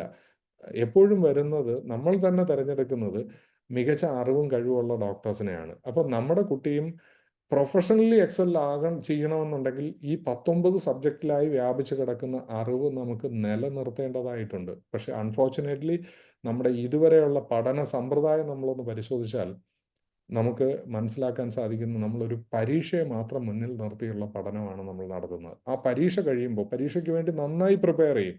ആ പരീക്ഷ കഴിയുമ്പോൾ പലപ്പോഴും നമ്മൾ ഈ സബ്ജക്റ്റുകൾ പലതും ഓർത്തിരിക്കില്ല. ഉദാഹരണത്തിന് ഈ കഴിഞ്ഞ 12th എക്സാമിനേഷൻ കഴിഞ്ഞിട്ട് ഏകദേശം ഒരു 2 മാസക്കാലമായി. അതേ ചോദ്യങ്ങൾ തന്നെ വീണ്ടും കുട്ടികൾക്ക് കൊടുത്തിട്ടുണ്ടെങ്കിൽ കുട്ടികൾ പലരും അത് അന്ന് ഫലപ്രദമായി എഴുതിയതുപോലെ ഇപ്പോൾ എഴുതാൻ സാധിച്ചെന്ന് വരില്ല. കാരണം ആ സബ്ജക്റ്റുകളെല്ലാം മറന്നുപോയിട്ടുണ്ടാകും. ഇങ്ങനെ നമ്മൾ പഠിക്കാൻ പോയാൽ നമുക്ക് MBBS പരീക്ഷയും അത്ര കഠിനമൊന്നുമല്ല.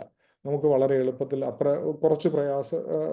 പ്രയാസകരമല്ല. നമുക്ക് കുറച്ച് പ്രവർത്തനങ്ങൾ കൊണ്ട് പ്രയത്നം കൊണ്ട് തന്നെ നമുക്ക് MBBS പരീക്ഷ പാസ്സാകാം. പക്ഷേ പ്രൊഫഷണലി സക്സസ്ഫുൾ ആകുക എന്നുള്ള ഒരു പരീക്ഷ പാസ്സാകൽ കൊണ്ട് നേടാൻ സാധിക്കുന്നതല്ല.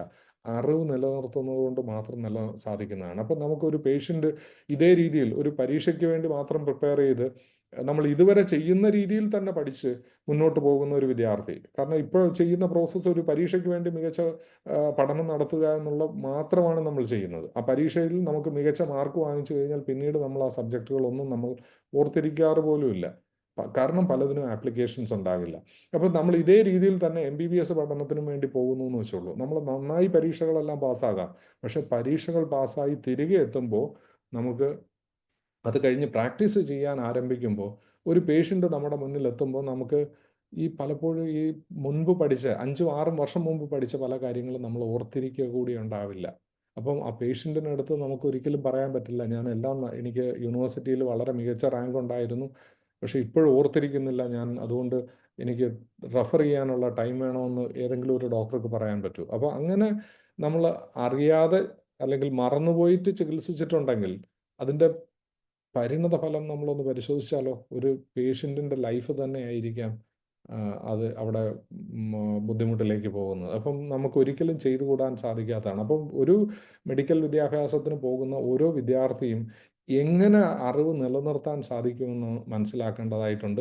അപ്പം ഞങ്ങൾ ചെയ്യുന്നത് എന്താണെന്ന് വെച്ച് കഴിഞ്ഞാൽ ഈ കൗൺസിലിങ്ങിൽ തന്നെ നമുക്ക് എങ്ങനെ പഠിക്കണമെന്നുള്ള ഞങ്ങളൊരു മെത്തഡോളജി ഡെവലപ്പ് ചെയ്തിട്ടുണ്ട്. ആ മെത്തഡോളജി അനുസരിച്ച് പഠിക്കുന്ന വിദ്യാർത്ഥികളെ സംബന്ധിച്ചിടത്തോളം അറിവ് നിലനിർത്താനായി സാധിക്കും. അതിന് ഉദാഹരണങ്ങൾ നമുക്ക് 100 കണക്കിന് ഉദാഹരണങ്ങൾ നമുക്ക് നമ്മുടെ കൺമുമ്പിൽ തന്നെയുണ്ട്. കാരണം അത്രത്തോളം പ്രൊഫഷണലി സക്സസ്ഫുൾ ആയിട്ടുള്ള 100 കണക്കിന് ഡോക്ടേഴ്സ് ഞങ്ങൾക്ക് നമ്മുടെ മെഡിക്കൽ ഫ്രട്ടേണിറ്റിക്ക് സംഭാവന ചെയ്യാനായി സാധിച്ചതെന്നുള്ളതാണ് ഏറ്റവും വലിയ വസ്തുത. അപ്പം ഇത്തരത്തിൽ അറിവ് നിലനിർത്താൻ ഉതകുന്ന തരത്തിലുള്ള പഠന പ്രക്രിയ എന്താണെന്നുള്ളത് കൂടി ഞങ്ങൾ ഈ കൗൺസിലിങ്ങിൽ കുട്ടികളോട് പറഞ്ഞു കൊടുക്കുന്നുണ്ട്. അടുത്തതായിട്ട് നമുക്ക് വിദേശ MBBS പഠനത്തിൽ പോകുന്ന വിദ്യാർത്ഥികളെ സംബന്ധിച്ചിടത്തോളം മറ്റു രാജ്യങ്ങളിൽ ധാരാളം അവസരങ്ങളും തൊഴിലവസരങ്ങളും ഉണ്ട്. ഞാൻ നേരത്തെ പറഞ്ഞതുപോലെ ആദ്യഘട്ടത്തിൽ അവർക്ക് ഇന്ത്യയിലേക്ക് വരേണ്ടി വരും. അതിനുശേഷം നമുക്ക് മറ്റ് വിദേശ രാജ്യങ്ങളിൽ പോകാനും അവസരമുണ്ട്. അപ്പോൾ ഇത്തരത്തിൽ പോകണമെന്നുണ്ടെങ്കിൽ നമുക്ക് മുൻകൂട്ടി തന്നെ ചില തയ്യാറെടുപ്പുകൾ നടത്തേണ്ടതായിട്ടുമുണ്ട്. അപ്പം ഈ മുൻകൂട്ടി തയ്യാറെടുപ്പുകൾ നടത്തേണ്ട വസ്തുത നമ്മൾ നോക്കുമ്പോൾ പലപ്പോഴും നമ്മൾ ഇതൊന്നും മനസ്സിലാക്കാതെ ഒരു MBBS പരീക്ഷയ്ക്ക് മാത്രം തയ്യാറെടുത്ത് ആ പഠനം കഴിഞ്ഞതിന് ശേഷം നമ്മൾ ജോലിക്കും ശ്രമിക്കുകയാണ്, അല്ലെങ്കിൽ മറ്റു രാജ്യങ്ങളിലേക്ക് പോകാൻ ശ്രമിക്കുകയാണ് സാധാരണഗതിയിൽ ചെയ്യാറുള്ളത്. എന്നാൽ അത് ചില രാജ്യങ്ങളിൽ എങ്കിലും നമുക്ക് മുൻകൂട്ടി തന്നെ തയ്യാറെടുപ്പുകൾ നടത്തേണ്ടതായിട്ടുണ്ട്. അപ്പോൾ ഉദാഹരണത്തിന് അമേരിക്കയിലേക്ക് USA എന്ന് പറയുന്ന രാജ്യത്തേക്ക് നമുക്ക് പ്രാക്ടീസ് ചെയ്യാൻ ഒരു ഫോറിൻ മെഡിക്കൽ ഗ്രാജുവേറ്റിന് IMGs എന്നാണ് അവർ അറിയപ്പെടുന്നത്, ഇൻ്റർനാഷണൽ മെഡിക്കൽ ഗ്രാജുവേറ്റ്. അപ്പം ഈ ഫോറിൻ മെഡിക്കൽ ഗ്രാജുവേറ്റ്സിന് അവിടെ പോയി പ്രാക്ടീസ് ചെയ്യണമെന്നുണ്ടെങ്കിൽ USMLE united state medical license എക്സാമിനേഷൻ്റെ 3 സ്റ്റെപ്പുകൾ, അതിൽ സ്റ്റെപ്പ് 1 കഴിഞ്ഞതിന് ശേഷം സ്റ്റെപ്പ് 2 ഉണ്ട്. സ്റ്റെപ്പ് 2-ൽ വന്നിട്ട് തന്നെ 2 പാർട്ടാണുള്ളത്, ഒന്ന് CS-ഉം ഒന്ന് CK-യും. ഇത് കഴിഞ്ഞതിന് ശേഷം നമുക്ക് ക്ലിനിക്കൽ റെസിഡൻസി ചെയ്യാം, അല്ലെന്നുണ്ടെങ്കിൽ USMLE സ്റ്റെപ്പ് 3 ചെയ്യാം.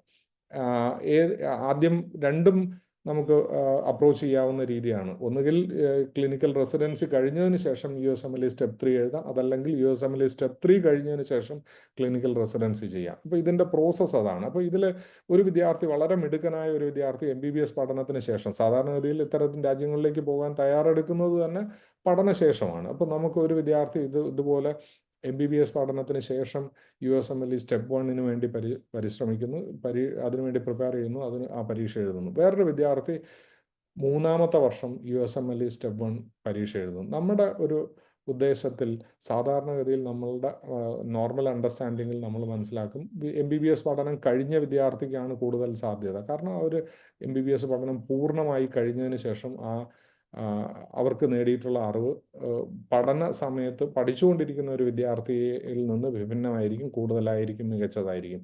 അപ്പം പക്ഷേ USMLE സ്റ്റെപ്പ് 1-ൻ്റെ റിസൾട്ട് നമ്മളൊന്ന് പരിശോധിച്ച് കഴിഞ്ഞാൽ അതിൽ കൂടുതൽ വിദ്യാർത്ഥികളും പാസ്സാകുന്നത് അല്ലെങ്കിൽ അത് ക്ലിയർ ചെയ്യുന്നത് 3-ാമത്തെ വർഷം USMLE സ്റ്റെപ്പ് 1 എഴുതുന്ന വിദ്യാർത്ഥികളാണ്. അതിൻ്റെ കാരണം USMLE സ്റ്റെപ്പ് 1-ൽ പരിശോധിക്കുന്നത് പ്രീ ആൻഡ് പാരാക്ലിനിക്കൽ സബ്ജക്ട്സ് ആണ്. Pre and paraclinical subjects MBBS പഠനത്തിൽ നമ്മൾ ചെയ്യുന്നത് 1-ാമത്തെയും 2-ാമത്തെയും വർഷമാണ്. ഈ ഒന്നാമത്തെയും രണ്ടാമത്തെയും വർഷം നമ്മൾ പഠിക്കുന്ന സബ്ജക്റ്റുകൾ 6 വർഷം കഴിഞ്ഞിട്ട് നമ്മൾ ഒരു പരീക്ഷയ്ക്ക് വേണ്ടി പ്രിപ്പയർ ചെയ്തിട്ടുണ്ടെങ്കിൽ തീർച്ചയായിട്ടും മൂന്നാമത്തെ വർഷം ആ പരീക്ഷയ്ക്ക് വേണ്ടി പ്രിപ്പയർ ചെയ്യുന്ന വിദ്യാർത്ഥിയെക്കാളിലും ബുദ്ധിമുട്ടേറിയതായിരിക്കും. അപ്പോൾ അത് തന്നെയാണ് USMLE സ്റ്റെപ്പ് 1-ൽ കൂടുതൽ വിദ്യാർത്ഥികൾ 3-ാം വർഷം പരീക്ഷ എഴുതുന്ന വിദ്യാർത്ഥികൾ കൂടുതലായി പാസ്സാകാൻ സാധിക്കുന്നത്. അപ്പോൾ ഇതുപോലെ പല രാജ്യങ്ങളിലും മുൻകൂട്ടി തന്നെ തയ്യാറെടുപ്പുകൾ നടത്തേണ്ടതായിട്ടുണ്ട്. അപ്പോൾ അതെന്തൊക്കെയാണെന്നുള്ളതെല്ലാം നമ്മൾ ഈ കൗൺസിലിങ്ങിൽ കുട്ടികളോട് പറഞ്ഞു കൊടുക്കാറുണ്ട്. ഇത് കൂടാതെ തന്നെ വളരെ പ്രധാനപ്പെട്ട ഒരു വസ്തുത കൂടി ഞങ്ങൾ ഈ കൗൺസിലിങ്ങിൽ ഉൾപ്പെടുത്താറുണ്ട്. FMGL regulation. കാരണം ഈ FMGL റെഗുലേഷൻ 2021 നവംബർ 18-ാം തീയതിക്ക് ശേഷം വിദേശത്ത് പോകുന്ന വിദ്യാർത്ഥികളെ സംബന്ധിച്ചിടത്തോളം ഏറ്റവും പ്രധാനപ്പെട്ടതാണ്. കാരണം നമ്മൾ 6 വർഷക്കാലം ലക്ഷക്കണക്കിന് രൂപ ചെലവഴിച്ച് വിദേശ യൂണിവേഴ്സിറ്റികളിൽ പോയി പഠിച്ചതിന് ശേഷം തിരികെ ഇന്ത്യയിലേക്ക് വന്ന് ഇന്ത്യയിൽ പ്രാക്ടീസ് ചെയ്യണമെന്നുണ്ടെങ്കിൽ നമുക്ക് FMGL റെഗുലേഷൻ പരിപൂർണമായി അതിൻ്റെ ഓരോ അർത്ഥത്തിലും മുഴുവനായി നമുക്ക് ഫുൾഫിൽ ചെയ്തിട്ടുണ്ടെങ്കിൽ മാത്രമേ നമുക്ക് ഇന്ത്യയിൽ പ്രാക്ടീസ് ചെയ്യാൻ നാഷണൽ മെഡിക്കൽ കമ്മീഷൻ നമ്മളെ അനുവദിക്കൂ. അപ്പം ഈ FMGL റെഗുലേഷൻ എന്താണെന്നുള്ളത് കൃത്യമായി തന്നെ നമുക്ക് മനസ്സിലാക്കേണ്ടതായിട്ടുണ്ട്.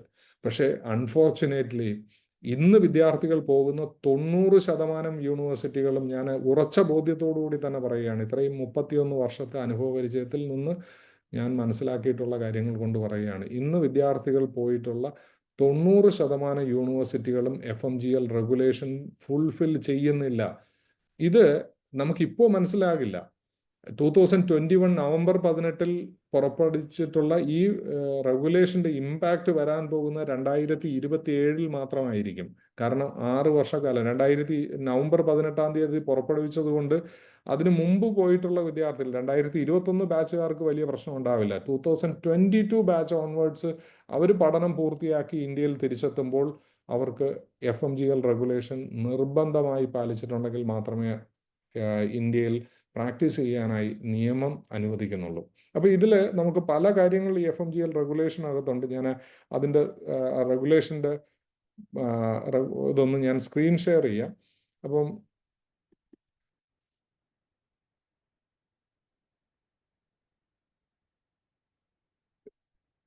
ഇത് കാണാൻ സാധിക്കുന്നുണ്ടെന്ന് തോന്നുന്നു അല്ലേ?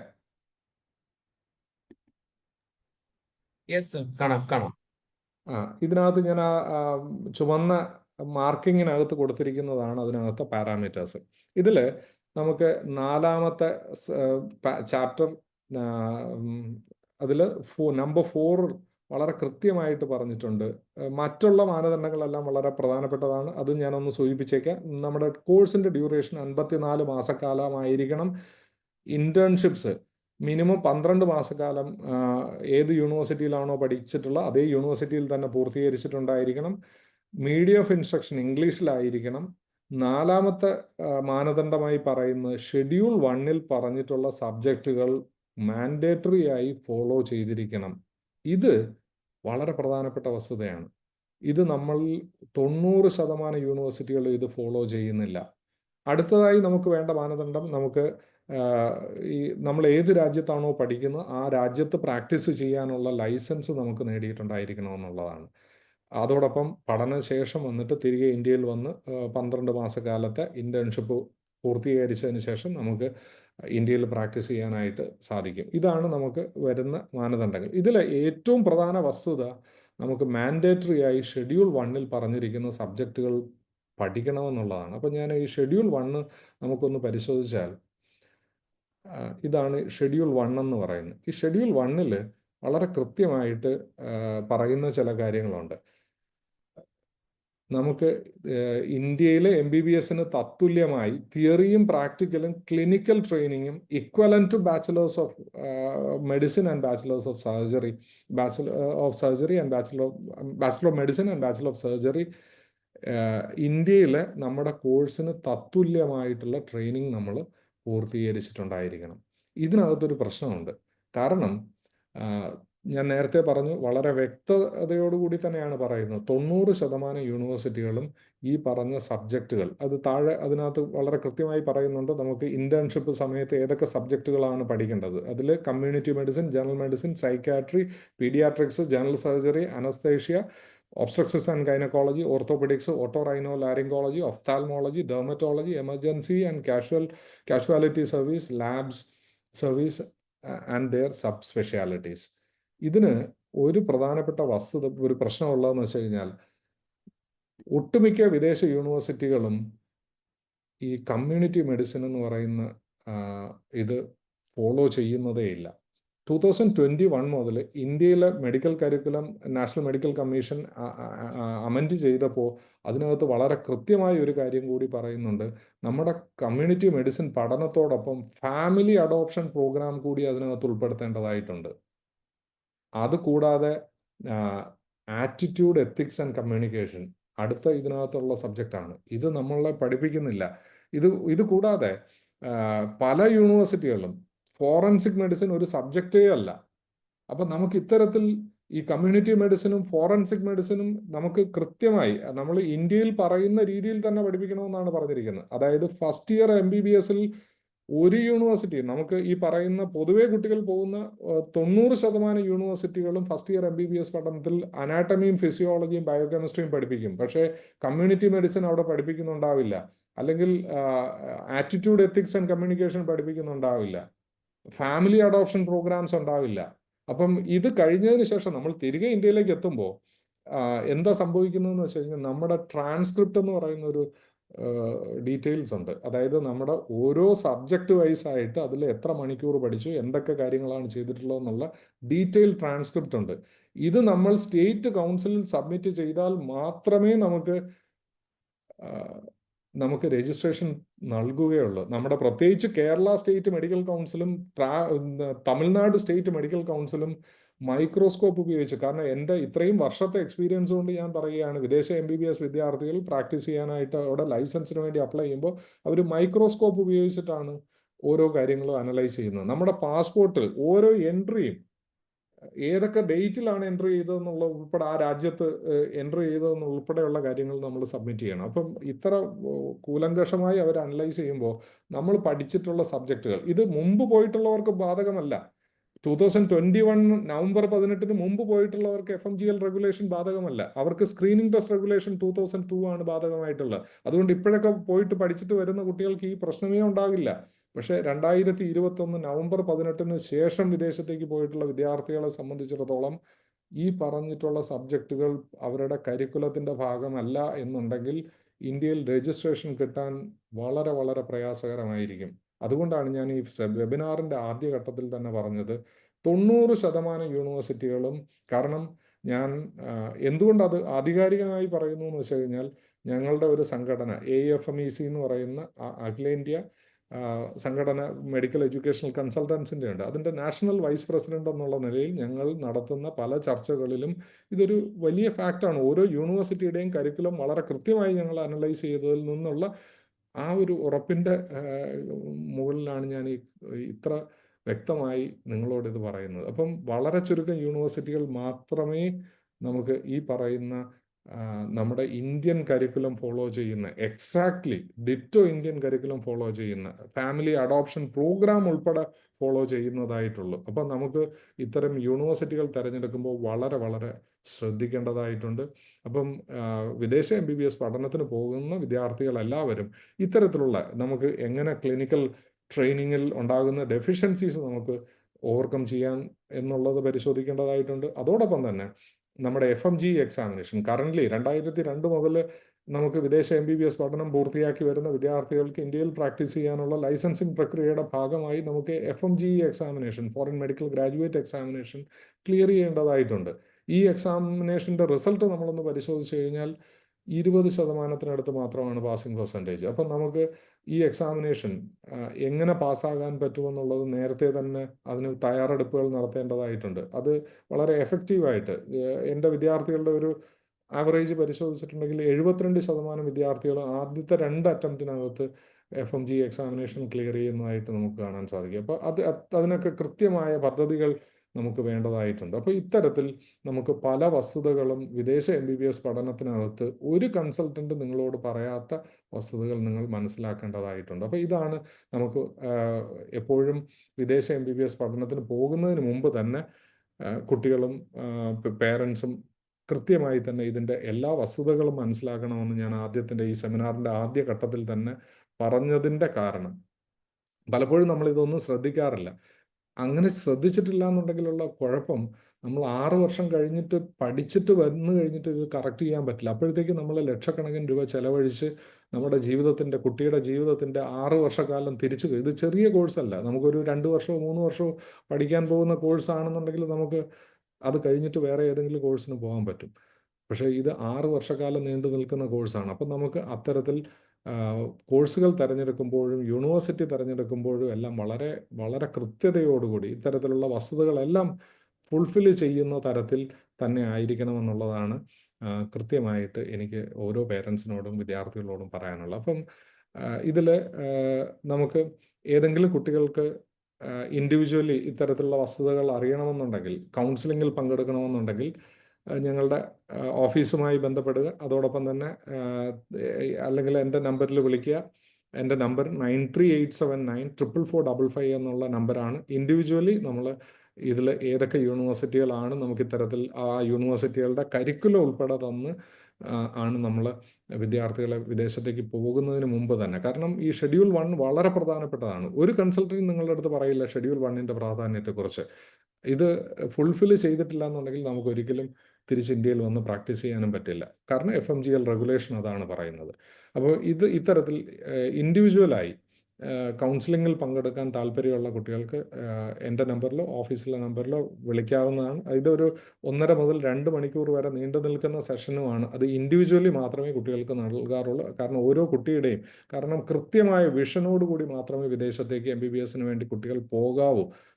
ഇത് വളരെ പ്രധാനപ്പെട്ടതാണ്. അപ്പം കാരണം ഇതൊരു പരീക്ഷ പാസ്സാകലല്ല, ഇതൊരു ഡിഗ്രി നേടലുമല്ല, നോളജ് അക്വയർ ചെയ്യുന്ന വലിയൊരു പ്രോസസ്സാണ്. അങ്ങനെ ആണെങ്കിൽ മാത്രമേ നമുക്ക് പ്രൊഫഷണലി സക്സസ്ഫുൾ ആകാൻ പറ്റുള്ളൂ. ഡോക്ടേഴ്സിൻ്റെ ലൈഫ് വളരെ ഗ്ലിറ്ററിങ് ആണ്, അല്ലെങ്കിൽ ഗ്ലാമറസ് ആണ്, അവർക്ക് കൂടുതൽ വരുമാനമുണ്ട് എന്നുള്ള മാനദണ്ഡം മാത്രം നോക്കിയിട്ട് നമ്മൾ ഒരിക്കലും ഈ പ്രൊഫഷനിലേക്ക് പോകരുത് എന്നുള്ളതാണ് എനിക്ക് നിങ്ങളോട് ഓരോരുത്തരോടും പറയാനുള്ളത്. അപ്പം ഈ ഇൻഡിവിജ്വൽ കൗൺസിലിങ്ങിൽ നമ്മൾ ഇതൊക്കെ അനലൈസ് ചെയ്തിട്ട് കുട്ടികൾക്ക് ഇതിൻ്റെ യഥാർത്ഥ വസ്തുതകളെ കൃത്യമായി പറഞ്ഞു കൊടുക്കുക എന്നുള്ളതാണ് ഞങ്ങൾ ചെയ്യുന്ന ആദ്യ പ്രോസസ്സ്. അപ്പം കൃത്യമായി താല്പര്യം ഉള്ള കുട്ടികൾ തീർച്ചയായിട്ടും ഇതിൽ പങ്കെടുക്കുക. അപ്പോൾ ഈ സെമിനാറിൻ്റെ ആദ്യ ഘട്ടം നമുക്കിവിടെ അവസാനിപ്പിക്കാം. ഇനി ഇത് കഴിഞ്ഞതിന് ശേഷം അടുത്തതായി Q&A സെഷൻ അല്ലേ?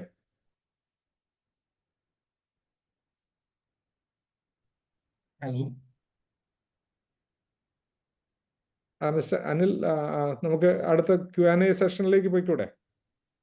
തീർച്ചയായിട്ടും.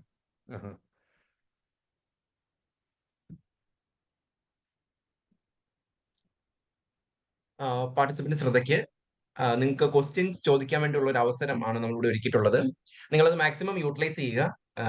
കാരണം നിങ്ങൾക്ക് സാർ ഓൾറെഡി പറഞ്ഞു, നമ്മൾ വിദേശ വിദ്യാഭ്യാസം അതിപ്പോ എന്ത് തന്നെയാണെങ്കിലും നമ്മൾ കൃത്യമായിട്ടുള്ള കാര്യങ്ങൾ അറിഞ്ഞു മാത്രമേ പോകാൻ പാടുള്ളൂ. അതുകൊണ്ട് തന്നെയാണ് അതിൽ പ്രത്യേകിച്ച് MBBS ഇത്രയും 5 വർഷം അത് കഴിഞ്ഞ് ഇവിടെ ഇന്ത്യയിൽ വന്ന് അതിനു വേണ്ട മറ്റു മാനദണ്ഡങ്ങൾ എന്താണ്, അതൊക്കെ നമ്മൾ കൃത്യമായിട്ട് അറിഞ്ഞിരിക്കണം. അപ്പം സാർ വളരെ ഡീറ്റെയിൽ ആയിട്ട് തന്നെ കാര്യങ്ങൾ പറഞ്ഞു. നിങ്ങൾക്ക് നിങ്ങളുടെ സംശയങ്ങൾ തീർച്ചയായിട്ടും ചോദിക്കാവുന്നതാണ്. നമുക്ക് ചാറ്റ് ബോക്സ് അവൈലബിൾ ആണ് Q&Aയിൽ. അപ്പൊ അതിൽ നിങ്ങൾക്ക് നിങ്ങളുടെ ക്വസ്റ്റ്യൻസ് ടൈപ്പ് ചെയ്ത് നിങ്ങൾ ഇടുക. സാർ 1 by 1 ആയിട്ട് അതിന് ക്വസ്റ്റ്യൻസിന് ഉത്തരം നൽകുന്നതാണ്. ഇനി അതുകൂടാതെ തന്നെ ആർക്കെങ്കിലും ഡയറക്റ്റ് സംസാരിക്കാൻ ആഗ്രഹിക്കുന്നുവെങ്കിൽ നമുക്ക് ഡയറക്റ്റ് സംസാരിക്കാനുള്ള അവസരവും ഞാൻ ഒരുക്കി തരാം. അത് എങ്ങനെയാന്ന് വെച്ചാൽ, നിങ്ങളിപ്പോൾ കണ്ടുകൊണ്ടിരിക്കുന്ന സ്ക്രീനിൽ ജസ്റ്റ് റേസ് ഹാൻഡ് എന്നൊരു ഓപ്ഷൻ ഉണ്ട്. അപ്പോൾ നിങ്ങൾ റേസ് ഹാൻഡ് നൽകുന്ന ആൾ സംസാരിക്കാൻ, അതായത് ഡയറക്റ്റ് സാറുമായി സംസാരിക്കാൻ ആഗ്രഹിക്കുന്നു എന്ന് നമ്മൾ കണക്കാക്കിയിട്ട് അദ്ദേഹത്തിന് മൈക്ക് നമ്മൾ ഓൺ ആക്കി നൽകുന്നത്. കൂടാതെ തന്നെ ചാറ്റ് ബോക്സ് മുഖേനയാണ് നിങ്ങൾ ചോദിക്കാൻ ആഗ്രഹിക്കുന്നതെങ്കിൽ തീർച്ചയായിട്ടും നിങ്ങളുടെ ക്വസ്റ്റ്യൻസ് ചാറ്റ് ബോക്സിൽ പോസ്റ്റ് ചെയ്യുക. ഡയറക്റ്റ് സംസാരിക്കാൻ ആഗ്രഹിക്കുന്നവർ റേസ് ഹാൻഡ് ബട്ടണും യൂസ് ചെയ്യുക. സാർ, നമുക്ക് ചാറ്റ് ബോക്സിൽ 1-2 ക്വസ്റ്റ്യൻസ് സാറിന് കാണാൻ പറ്റുന്നുണ്ടോ? കാണാൻ പറ്റുന്നുണ്ട്. സാർ 1 by 1 ആയിട്ട് നമുക്ക് അതിലേക്ക് പോകാം. ഓക്കെ.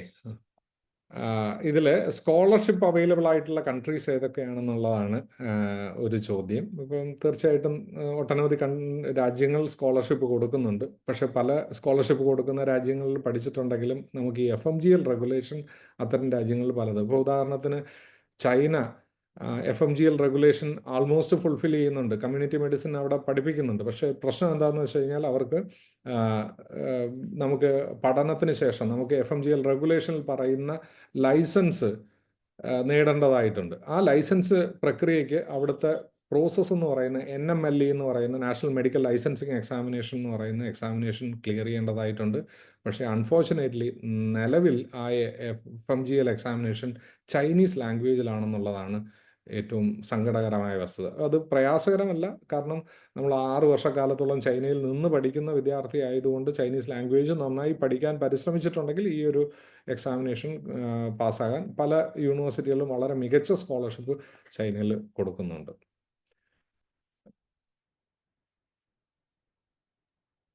കുറഞ്ഞ ബഡ്ജറ്റിലുള്ള കൺട്രീസ് ഏതൊക്കെയാണ്?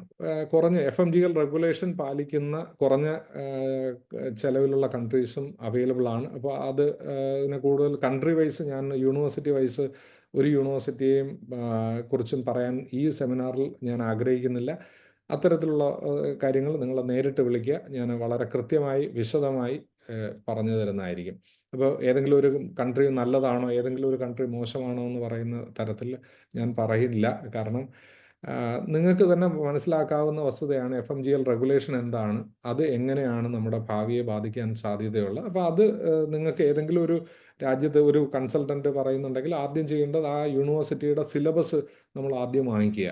ആ സിലബസ് വാങ്ങിച്ച് അതിനകത്ത് നമ്മൾ ഈ പറയുന്ന ഷെഡ്യൂൾ 1 ഫോളോ ചെയ്യുന്നുണ്ടോ എന്നുള്ളത് മനസ്സിലാക്കുക. അപ്പോൾ ഇത് കൃത്യമായി മനസ്സിലാക്കിയിട്ടുണ്ടെങ്കിൽ മാത്രമാണ് നമുക്ക് ഈ FMGL റെഗുലേഷനിൽ മറ്റുള്ള പാരാമീറ്റേഴ്സൊക്കെ ഒട്ടുമിക്ക രാജ്യങ്ങളും ഫുൾഫിൽ ചെയ്യുന്നുണ്ട്. എക്സെപ്റ്റ് ഇപ്പം ഉദാഹരണത്തിന് ഫിലിപ്പൈൻസ്, ഞാൻ ആ കൺട്രിയുടെ പേരെടുത്ത് പറയുന്നത് അവിടെ പോയിക്കൂടാ എന്നുള്ളത് കൊണ്ട് മാത്രമാണ്. കാരണം എന്ന് വെച്ച് കഴിഞ്ഞാൽ നമുക്ക് റെസിപ്രോക്കൽ റെക്കഗ്നിഷൻ മാത്രമാണ്, നമുക്കൊരു പഠനത്തിന് ശേഷം നമുക്ക് അവിടുത്തെ ലൈസൻസ് കിട്ടാനായിട്ട് പ്രയാസകരമാണ്.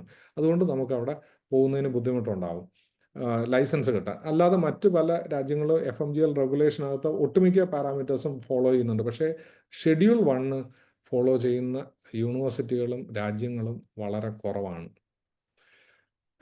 Student aiming to settle abroad for post MBBS, US, UK, Europe, how early they should prepare for the licensing examination like USMLE, PLAB or AMC?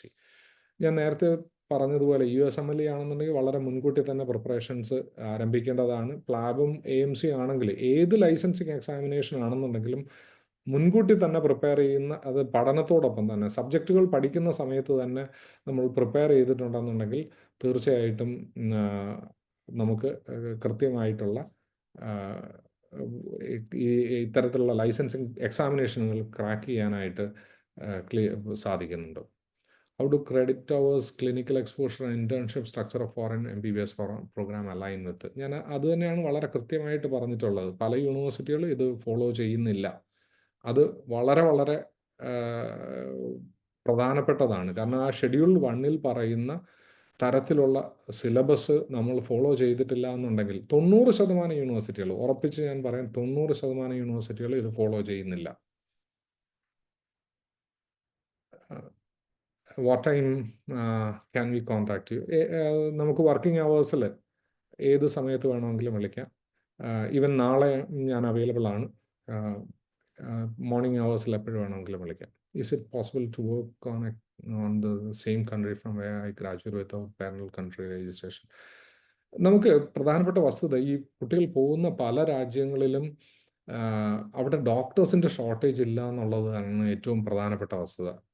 അങ്ങനെ വരുമ്പോൾ നമുക്ക് അവിടെ പ്രാക്ടീസ് ചെയ്യണമെന്നുണ്ടെങ്കിൽ നിയമം അനുവദിക്കുന്നുണ്ട്. പക്ഷെ പലപ്പോഴും പ്രിഫറൻസ് കൊടുക്കുന്നത് തീർച്ചയായിട്ടും അവിടെ തന്നെ ഗ്രാജുവേറ്റ് ചെയ്തിട്ടുള്ള അവിടുത്തെ നേറ്റീവ് ആൾക്കാർക്കായിരിക്കും. അപ്പോൾ അതുകൊണ്ട് നമുക്ക് വളരെ ഒരു അക്യൂട്ട് ഷോർട്ടേജ് ഉള്ള രാജ്യങ്ങളിലാണെന്നുണ്ടെങ്കിൽ ഫോറിൻ ഡോക്ടേഴ്സിനെ അവർ അക്സെപ്റ്റ് ചെയ്യും. പക്ഷേ അത്തരത്തിൽ ഷോർട്ടേജ് ഉള്ള രാജ്യങ്ങളല്ല പൊതുവെ കുട്ടികൾ പോകുന്നത്. അപ്പോൾ അത് തന്നെയാണ് ഇതിനകത്തുള്ള അത്തരം രാജ്യങ്ങളിൽ പ്രാക്ടീസ് ചെയ്യുന്നതിനുള്ള പരിമിതി.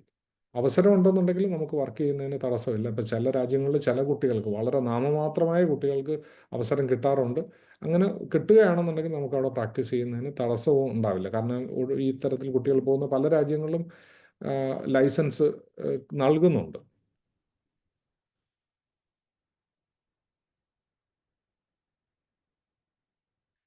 കിർഗിസ്ഥാനിൽ ലൈസൻസിങ് എക്സാമിനേഷൻ ഇല്ല. നമുക്ക് ഓട്ടോമാറ്റിക് ലൈസൻസ് ആണ്. നമുക്ക് ഇന്ത്യയിലെ പോലെ ഇന്ത്യയിൽ MBBS പഠനം പൂർത്തിയാക്കിയിട്ടുള്ള വിദ്യാർത്ഥികൾക്ക് നിലവിൽ നമുക്ക് പഠനം പൂർത്തിയാക്കിയതിന് ശേഷം നമുക്ക് പ്രാക്ടീസ് ചെയ്യാൻ നമുക്ക് ലൈസൻസ് കിട്ടും. കൗൺസിലുകൾ നമ്മളുടെ രജിസ്ട്രേഷൻ അക്സെപ്റ്റ് ചെയ്യും based on the university examination performance. അത് വെച്ചിട്ട് നമുക്ക് ലൈസൻസ് കിട്ടുന്ന പ്രക്രിയയാണ് കിർഗിസ്ഥാനിലുള്ളത്. സ്റ്റേ ബാക്ക് പീരീഡ് അവൈലബിൾ ആണോ? സ്റ്റേ ബാക്ക് പീരീഡ് നോർമലി വന്നിട്ട് മറ്റ് പ്രോഗ്രാമുകൾക്ക് നമുക്ക് എസ്പെഷ്യലി US-ലോ UK-ലോ ഓസ്ട്രേലിയയിലോ ന്യൂസിലാൻഡിലോ കാനഡയിലോ ജർമ്മനിയിലോ ഒക്കെ പോകുന്ന വിദ്യാർത്ഥികൾക്ക് പഠനശേഷം വന്നിട്ട് ജോലി കണ്ടെത്തുന്നതിന് വേണ്ടിയിട്ടാണ്. മെഡിക്കൽ ലൈസൻസിങ്ങിന് നമ്മൾ നോക്കുമ്പോൾ തീർച്ചയായിട്ടും ഇത്തരം രാജ്യങ്ങളിലൊന്നും ഡോക്ടേഴ്സിൻ്റെ ഷോർട്ടേജ് ഇല്ല. അപ്പോൾ അത് കാരണം നമുക്ക് അവിടെ ഒന്നും സ്റ്റേ ബാക്ക് എന്ന് പറയുന്ന ഫാക്ടർ അവിടെ ഒന്നുമില്ല. അടുത്തതായിട്ട് most preferred country considering all these factors. അങ്ങനെ ഞാൻ ആദ്യം തന്നെ വളരെ വ്യക്തമായി പറയുന്നു, ഒരു രാജ്യത്തെക്കുറിച്ച് ഞാൻ കൃത്യമായി നിങ്ങൾ ഇൻഡിവിജ്വലി എന്നെ വിളിക്കും, ഞാൻ വളരെ കൃത്യമായി തന്നെ പറഞ്ഞുതരാം, അത് വിത്ത് ഫാക്ട്സ് ആൻഡ് ഫിഗേഴ്സ്. തീർച്ചയായിട്ടും സാറിന്റെ നമ്പർ ചാറ്റ് ബോക്സിൽ ഞാൻ നിങ്ങൾക്ക് വേണ്ടി അവൈലബിൾ ആക്കിയിട്ടുണ്ട്. കൂടാതെ തന്നെ നിങ്ങൾക്ക് സ്ക്രീനിൽ അത് കാണാൻ സാധിക്കുന്നുണ്ട്. ഞാൻ സാറിന്റെ നമ്പർ ഒന്ന് പറയുകയാണ്. 9387944455. ഞാൻ നമ്പർ ഒരിക്കൽ കൂടെ പറയുന്നു. 9387944455. ചാറ്റ് ബോക്സിൽ അവൈലബിൾ ആണ്. കൂടാതെ നിങ്ങൾക്ക് സ്ക്രീനിലും അത് കാണാൻ സാധിക്കുന്നതാണ്. കൂടാതെ ആർക്കെങ്കിലും ഡയറക്റ്റ് ആയിട്ട് ക്വസ്റ്റ്യൻ ചോദിക്കാൻ ആഗ്രഹിക്കുന്നുവെങ്കിൽ നിങ്ങൾ റേസ് ഹാൻഡ് ബട്ടൺ നൽകിയാൽ മതി. ഓസ്റ്റിൻ ചാക്കോ നൽകിയിട്ടുണ്ടായിരുന്നു. അദ്ദേഹത്തിന് ഡയറക്റ്റ് സംസാരിക്കാൻ ആഗ്രഹിക്കുന്നു എന്ന് ഞാൻ കരുതുന്നു. ഞാൻ അദ്ദേഹത്തിലേക്ക് പോവുകയാണ്. അദ്ദേഹം ഒരു ചോദ്യം ചോദിച്ചിട്ടുണ്ട് Okay. അബൌട്ട് തജിക്കിസ്ഥാൻ എന്ന്. ഞാൻ ആദ്യമേ പറഞ്ഞു, ഒരു രാജ്യത്തിൻ്റെയും നല്ലതാണോ ചീത്തയാണോ എന്ന് പറയാൻ ഞാൻ തയ്യാറല്ല. അത് നിങ്ങൾ തന്നെ പരിശോധിക്കാവുന്നതാണ്. ആ രാജ്യത്ത് മുൻകൂട്ടി പഠിച്ചിട്ടുള്ള വിദ്യാർത്ഥികളുടെ അടുത്ത് നിന്ന് നമുക്ക് ഫസ്റ്റ് ഇയറിൽ ഏതൊക്കെ സബ്ജക്റ്റാണ് അവർ പഠിച്ചിട്ടുള്ളതെന്ന് ചോദിക്കാം. കാരണം ഈ കൺസൾട്ടൻറ്റുകളോട് നമ്പർ ചോദിച്ചിട്ടുണ്ടെന്നുണ്ടെങ്കിൽ തീർച്ചയായിട്ടും അവർ തരും. അപ്പോൾ ആ സബ്ജക്റ്റുകളിൽ അനാട്ടമിയും ഫിസിയോളജിയും ബയോകെമിസ്ട്രിയും അതോടൊപ്പം തന്നെ കമ്മ്യൂണിറ്റി മെഡിസിനും ഫാമിലി അഡോപ്ഷൻ പ്രോഗ്രാമും എയ്റ്റ്കോമും, അതായത് ആറ്റിറ്റ്യൂഡ് എത്തിക്സ് ആൻഡ് കമ്മ്യൂണിക്കേഷൻ, ഇത് ഉൾപ്പെട്ടിട്ടുണ്ടോ എന്നുള്ളത് ചോദിക്കുക. അവരുടെ കരിക്കുലം ഫുള്ള് വാങ്ങിക്കുക. തീർച്ചയായിട്ടും നമുക്ക് തന്നെ മനസ്സിലാക്കാവുന്നതേ ഉള്ളൂ. വേറൊരു രാജ്യത്തെക്കുറിച്ച് കൂടി, ഒരു യൂണിവേഴ്സിറ്റിയെക്കുറിച്ച് കൂടി ചോദിച്ചിട്ടുണ്ട്. അതും കൃത്യമായി ഞാൻ മുൻപ് പറഞ്ഞത് തന്നെയാണ് അതിൻ്റെ ഉത്തരം. അവിടെ പഠിച്ച വിദ്യാർത്ഥികളോട് ആദ്യത്തെ വർഷം അവിടെ ഏതൊക്കെ സബ്ജക്റ്റുകളാണ് പഠിപ്പിച്ചത് എന്ന് ചോദിച്ചാൽ മതി. അവിടെ പഠിക്കുന്ന വിദ്യാർത്ഥികളോട് ചോദിക്കുക. ഓസ്റ്റിന് മറ്റെന്തെങ്കിലും ചോദിക്കാനുണ്ടെങ്കിൽ ഞാൻ ഓസ്റ്റിന്റെ മൈക്ക് അൺമ്യൂട്ട് ചെയ്തിട്ടുണ്ട്.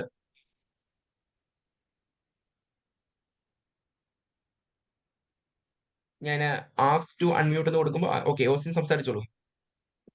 സാർ, നമ്മൾ ചോദിക്കാനുള്ളതാണ് താജിക് നാഷണൽ യൂണിവേഴ്സിറ്റിയെ കുറിച്ചും താജിക്കിസ്ഥാനെ കുറിച്ചും ആയിരുന്നു. അത് ഓൾറെഡി സാർ പറഞ്ഞു കഴിഞ്ഞു, അതിന്റെ ഡീറ്റെയിൽ പറഞ്ഞു കഴിഞ്ഞു. അതെ, കൃത്യമായി അവിടെ പഠിക്കുന്ന വിദ്യാർത്ഥികളോട് ചോദിക്കുക, അവർ ഫസ്റ്റ് ഇയറിൽ ഏതൊക്കെ സബ്ജക്റ്റാണ് പഠിച്ചത്.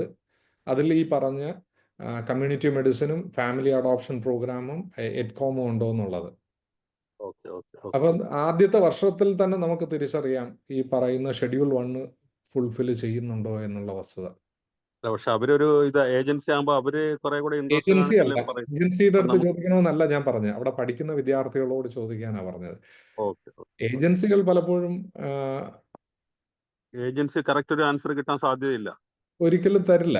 അതുകൊണ്ടാണ് ഞാൻ പറഞ്ഞത്. കാരണം ഇന്നിപ്പം കുട്ടികളെ കണ്ടെത്തുക വലിയ പ്രയാസകരമല്ല. കാരണം ഈ ഇൻസ്റ്റാഗ്രാമിലൊക്കെ നമുക്ക് സെർച്ച് ചെയ്ത് കഴിഞ്ഞാൽ പല യൂണിവേഴ്സിറ്റികളിലും പഠിക്കുന്ന യൂണിവേഴ്സിറ്റി ബേസ് വിദ്യാർത്ഥികളെ നമുക്ക് കണ്ടെത്താൻ പറ്റും. അപ്പോൾ അവരെ എടുത്തിട്ട് കാഷ്വലായിട്ട് ചോദിച്ചാൽ മതി, ഈ പറയുന്ന സബ്ജക്റ്റിൽ ഫസ്റ്റ് ഇയറിൽ നിങ്ങൾ ഏതൊക്കെ സബ്ജക്റ്റുകളാണ് പഠിച്ചിട്ടുള്ളത് എന്നുള്ളത്. Okay, thank you sir. Okay. അടുത്തതായ ഒരു ചോദ്യം, is it compulsory to learn Russian language if you are going to Russian യൂണിവേഴ്സിറ്റി? ഇതിൽ റഷ്യയിൽ മാത്രമല്ല, നമുക്ക് ഏത് രാജ്യത്തേക്ക്, നമ്മുടെ തൊട്ടടുത്ത് തമിഴ്നാട്ടിൽ MBBS പഠിക്കാൻ പോയാലും നമുക്ക് ലോക്കൽ ലാംഗ്വേജ് ഇന്നവിറ്റബിൾ റിക്വയർമെൻ്റ് ആണ്. കാരണം നമുക്ക് പേഷ്യൻസുമായിട്ട് നമ്മുടെ ക്ലിനിക്കൽ എക്സ്പീരിയൻസ് പ്രോപ്പർ ആകണമെന്നുണ്ടെങ്കിൽ പേഷ്യൻ്റ് സംസാരിക്കുന്ന ഭാഷ നമ്മൾ അറിഞ്ഞിരിക്കണം, മനസ്സിലാക്കണം, അവർ പറയുന്ന കാര്യങ്ങൾ മനസ്സിലാക്കണം. അപ്പോൾ നമുക്ക് ഓൾ ഇന്ത്യ എൻട്രൻസിൽ നമുക്ക് വളരെ മികച്ച റാങ്ക് വാങ്ങിച്ചിട്ട് ഏതെങ്കിലും ഒരു യൂണിവേഴ്സിറ്റിയിൽ പോയിട്ടുണ്ടെന്നുണ്ടെങ്കിൽ, തമിഴ്നാട്ടിലുള്ള ഒരു യൂണിവേഴ്സിറ്റിയിൽ അല്ലെങ്കിൽ ഒരു ഗവൺമെൻറ് മെഡിക്കൽ കോളേജിൽ നമുക്ക് അഡ്മിഷൻ കിട്ടിയാൽ നമ്മളെല്ലാവരും പോകും. അവിടെ പോയാലും നമ്മുടെ പഠനം പൂർണ്ണമാകണമെന്നുണ്ടെങ്കിൽ നമുക്ക് തമിഴ് അറിഞ്ഞാൽ മാത്രമേ സമ്പൂർണ്ണമാവുകയുള്ളൂ നമ്മുടെ പഠനം. അപ്പോൾ റഷ്യയിൽ പോയാൽ നിർബന്ധമായിട്ട് റഷ്യൻ ലാംഗ്വേജ് പഠിക്കണം. അതിന് വേറൊരു കാരണം കൂടിയുണ്ട്. കാരണം നമ്മുടെ ലൈസൻസിങ് എക്സാമിനേഷൻ, ഗോസ് എന്ന് പറയുന്ന ലൈസൻസിങ് എക്സാമിനേഷൻ റഷ്യൻ ലാംഗ്വേജിലാണ്. അപ്പം നിർബന്ധമായിട്ടും നമുക്ക് അവിടെ ലൈസൻസ് കിട്ടണമെന്നുണ്ടെങ്കിൽ തീർച്ചയായിട്ടും ലൈസൻസിങ് എക്സാമിനേഷൻ റഷ്യൻ ലാംഗ്വേജിലാണ്. അത് പഠിച്ചിട്ടുണ്ടെങ്കിൽ മാത്രമേ പറ്റുള്ളൂ. മെഡിക്കൽ സ്റ്റഡീസും നിർബന്ധമായി പഠിക്കണം. റഷ്യയെ സംബന്ധിച്ചിടത്തോളം ഈ ലൈസൻസിങ് എക്സാമിനേഷന് വേണ്ടിയിട്ട് അതും പഠിക്കേണ്ടതായിട്ടുണ്ട്. I prefer to work abroad. So which is the best, consume education from India or abroad itself? MBBS പഠനത്തെക്കുറിച്ചാണോ അതോ മറ്റേതെങ്കിലും പഠനത്തെക്കുറിച്ചാണോ എന്നുള്ളത് വ്യക്തമല്ല. എന്നാലും ഞാൻ പറയാം, ഇത് നമ്മുടെ സെമിനാർ MBBS പഠനത്തെ സംബന്ധിച്ചായതുകൊണ്ട് വിദേശത്ത് ജോലി ചെയ്യാൻ ഒട്ടുമിക്ക രാജ്യങ്ങൾ, വളരെ ചുരുക്കം രാജ്യങ്ങൾ മാത്രമേ നമുക്ക് പാരന്റൽ കൺട്രി രജിസ്ട്രേഷൻ ഇല്ലാതെ അനുവദിക്കുന്നുള്ളൂ. അപ്പം നമുക്ക് വിദേശ പഠനം ഇന്ത്യയിൽ പഠിക്കുന്ന വിദ്യാർത്ഥികളും ധാരാളം. ഇപ്പോൾ ഉദാഹരണത്തിന് US നോക്കുകയാണെന്നുണ്ടെങ്കിൽ ഏറ്റവും കൂടുതൽ ഫോറിൻ ഗ്രാജുവേറ്റഡ് കമ്മ്യൂണിറ്റി എന്ന് പറയുന്നത്, മെഡിക്കൽ ഗ്രാജുവേറ്റ്സ് എന്ന് പറയുന്നത് ഇന്ത്യൻസ് ആണ്. അപ്പോൾ ഇന്ത്യയിൽ പഠിച്ചിട്ടുള്ളവരാണ് അവരിൽ ഭൂരിഭാഗവും. അപ്പം നമുക്ക് അതുകൂടാതെ ഒരു വസ്തുത കൂടി ഞാൻ പറയാം. ഇന്ത്യയിൽ പഠിക്കാൻ നമുക്ക് MBBS പഠിക്കാൻ അവസരം കിട്ടിയിട്ടുണ്ടെങ്കിൽ നമ്മൾ ഒരു കാരണവശാലും അത് ഉപേക്ഷിച്ച് വിദേശ MBBS പഠനത്തിന് പോകരുത്. ഫസ്റ്റ് പ്രിഫറൻസ് ഇന്ത്യയിൽ പഠിക്കുന്നതിന് തന്നെ ആയിരിക്കണം. അതില്ലെങ്കിൽ മാത്രമേ നമ്മൾ വിദേശ MBBS പഠനത്തിന് പോകാവൂ. അപ്പോൾ ചോയ്സ്, നമുക്ക് അങ്ങനെ ഒരു അവസരം കിട്ടിയാൽ ഇന്ത്യയിൽ തന്നെ പഠിക്കുന്നതായിരിക്കും മെച്ചം.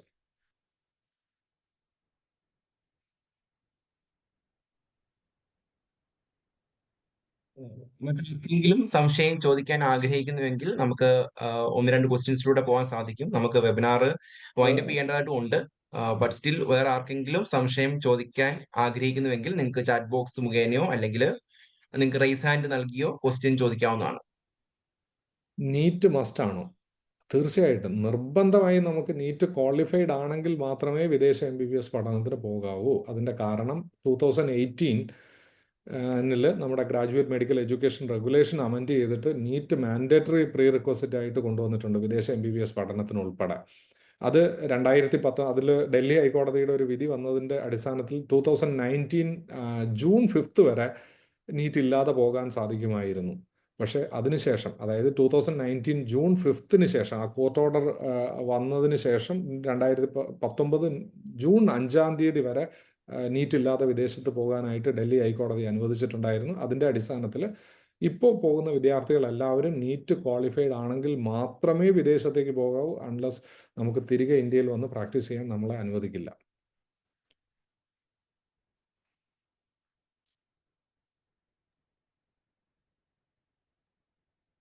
മറ്റു സംശയങ്ങൾ ഉണ്ടെങ്കിൽ ചോദിക്കാം.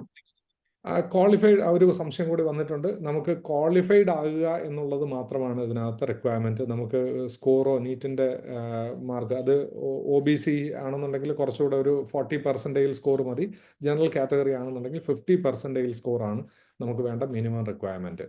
അപ്പോൾ ഇത് മീറ്റ് ചെയ്യുന്ന കുട്ടികൾക്ക് 3 വർഷത്തേക്ക് കൂടി ആ നീറ്റിൻ്റെ റിസൾട്ട് ഡിക്ലെയർ ചെയ്യുന്ന ഡേ മുതൽ അടുത്ത 3 വർഷത്തേക്ക് കൂടി അത് എലിജിബിൾ ആണ്. അതായത് നമ്മൾ ഉദാഹരണത്തിന് ഈ വർഷം നീറ്റിൻ്റെ റിസൾട്ട് വരുമ്പോൾ ആ ദിവസം മുതൽ അടുത്ത 3 വർഷത്തേക്ക് അത് എലിജിബിൾ ആണ്. അതാണ് എലിജിബിലിറ്റി സർട്ടിഫിക്കറ്റ് ആയിട്ട് നിലവിൽ NMC കൺസിഡർ ചെയ്യുന്നത്. അപ്പം further thank you so much. ആർക്കെങ്കിലും മറ്റ് ക്വസ്റ്റ്യൻസ് ഉണ്ടെങ്കിൽ നമുക്ക് ഒരു 5 മിനിറ്റ് കൂടെ പോകാവുന്നതാണ്. മറ്റു സംശയങ്ങളോ അല്ലെങ്കിൽ ഡയറക്റ്റ് നിങ്ങൾക്ക് സംസാരിക്കാൻ ആഗ്രഹിക്കുന്നുവെങ്കിൽ നിങ്ങൾ റേസ് ഹാൻഡ് നൽകിയാൽ മതി. തീർച്ചയായിട്ടും സാറിന്റെ നമ്പർ നിങ്ങൾക്ക് എല്ലാവർക്കും ഞാൻ ഷെയർ ചെയ്തിട്ടുണ്ട്. നമ്മുടെ ചാറ്റ് ബോക്സിൽ ഞാൻ അവൈലബിൾ ആക്കിയിട്ടൊക്കെ ഉണ്ട്. നിങ്ങൾക്ക് പേഴ്സണലി അത് നിങ്ങളുടെ ഇൻബോക്സിൽ വന്നിട്ടുണ്ട്. കൂടാതെ തന്നെ സാറിന്റെ നമ്പർ ഞാൻ ഒരിക്കൽ കൂടി പറയുകയാണ്. 9387944444 and 55. നമ്പർ ഞാൻ ഒരിക്കൽ കൂടി പറയുന്നു. 9387944455.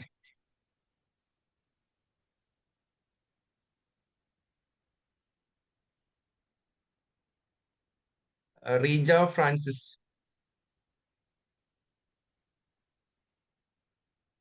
റീജ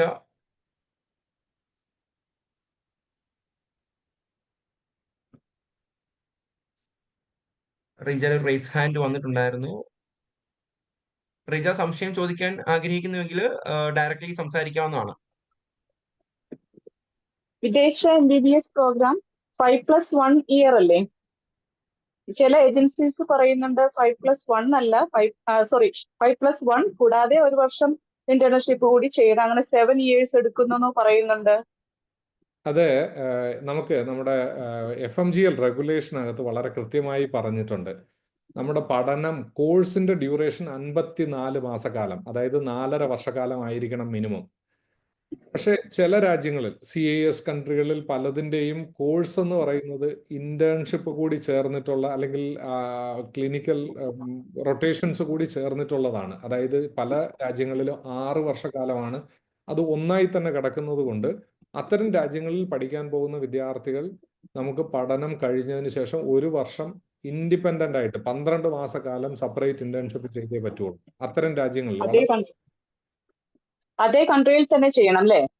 അത് കഴിഞ്ഞേ വന്ന് ഇന്ത്യയിൽ അതേ യൂണിവേഴ്സിറ്റികളിൽ തന്നെ ചെയ്യേണ്ടതായിട്ടുണ്ട്. അതേ കൺട്രിയിൽ അതേ യൂണിവേഴ്സിറ്റിയിൽ തന്നെ ചെയ്യേണ്ടതായിട്ടുണ്ട്. അപ്പം നമുക്ക് എല്ലാ രാജ്യങ്ങളിലും അങ്ങനെയല്ല. ചില രാജ്യങ്ങളിൽ നമുക്ക് 4.5 വർഷക്കാലം കോഴ്സ് ഡ്യൂറേഷൻ ഉള്ളതുണ്ട്. ചില രാജ്യങ്ങളിൽ 5 വർഷം, ചില യൂണിവേഴ്സിറ്റികൾ, രാജ്യമെന്ന് മാത്രം ഞാൻ പറയുന്നില്ല, യൂണിവേഴ്സിറ്റികളിൽ 4.5 വർഷക്കാലം കോഴ്സ് ഡ്യൂറേഷൻ ഉള്ളതുണ്ട്. ചില യൂണിവേഴ്സിറ്റികളിൽ 5 വർഷക്കാലം കോഴ്സ് ഡ്യൂറേഷൻ ഉള്ളതുണ്ട്. ചില യൂണിവേഴ്സിറ്റികളിൽ 6 വർഷക്കാലം കോഴ്സ് ഡ്യൂറേഷൻ ഉള്ളതുണ്ട്. ഇതിൽ എവിടെ പഠിച്ചാലും 1 വർഷം ആ കോഴ്സ് കഴിഞ്ഞതിന് ശേഷം ഇൻഡിപെൻഡന്റ് ആയിട്ടുള്ള ക്ലിനിക്കൽ റൊട്ടേഷൻസ്, അതായത് ഇന്റേൺഷിപ്പ് നമ്മൾ നിർബന്ധമായി ചെയ്തിരിക്കേണ്ടതായിട്ടുണ്ട്. അതേ യൂണിവേഴ്സിറ്റി. അപ്പൊ നമുക്ക് ഇന്റേൺഷിപ്പില് നമ്മൾ അങ്ങോട്ട് വീണ്ടും ഫീസ് കൊടുത്ത് ചെയ്യേണ്ടി വരുമോ 7th ഇയറിൽ?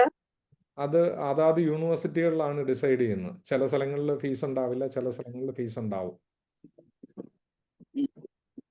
Thank you.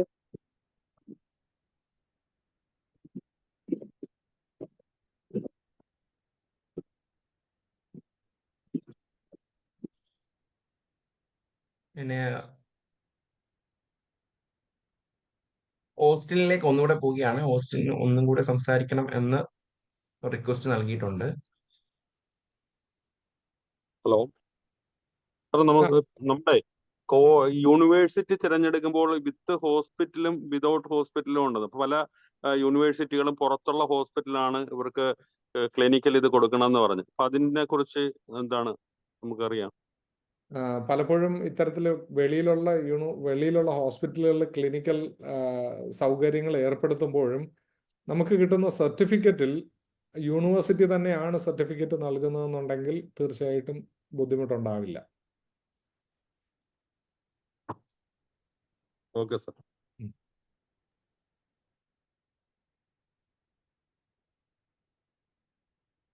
Thank you so much.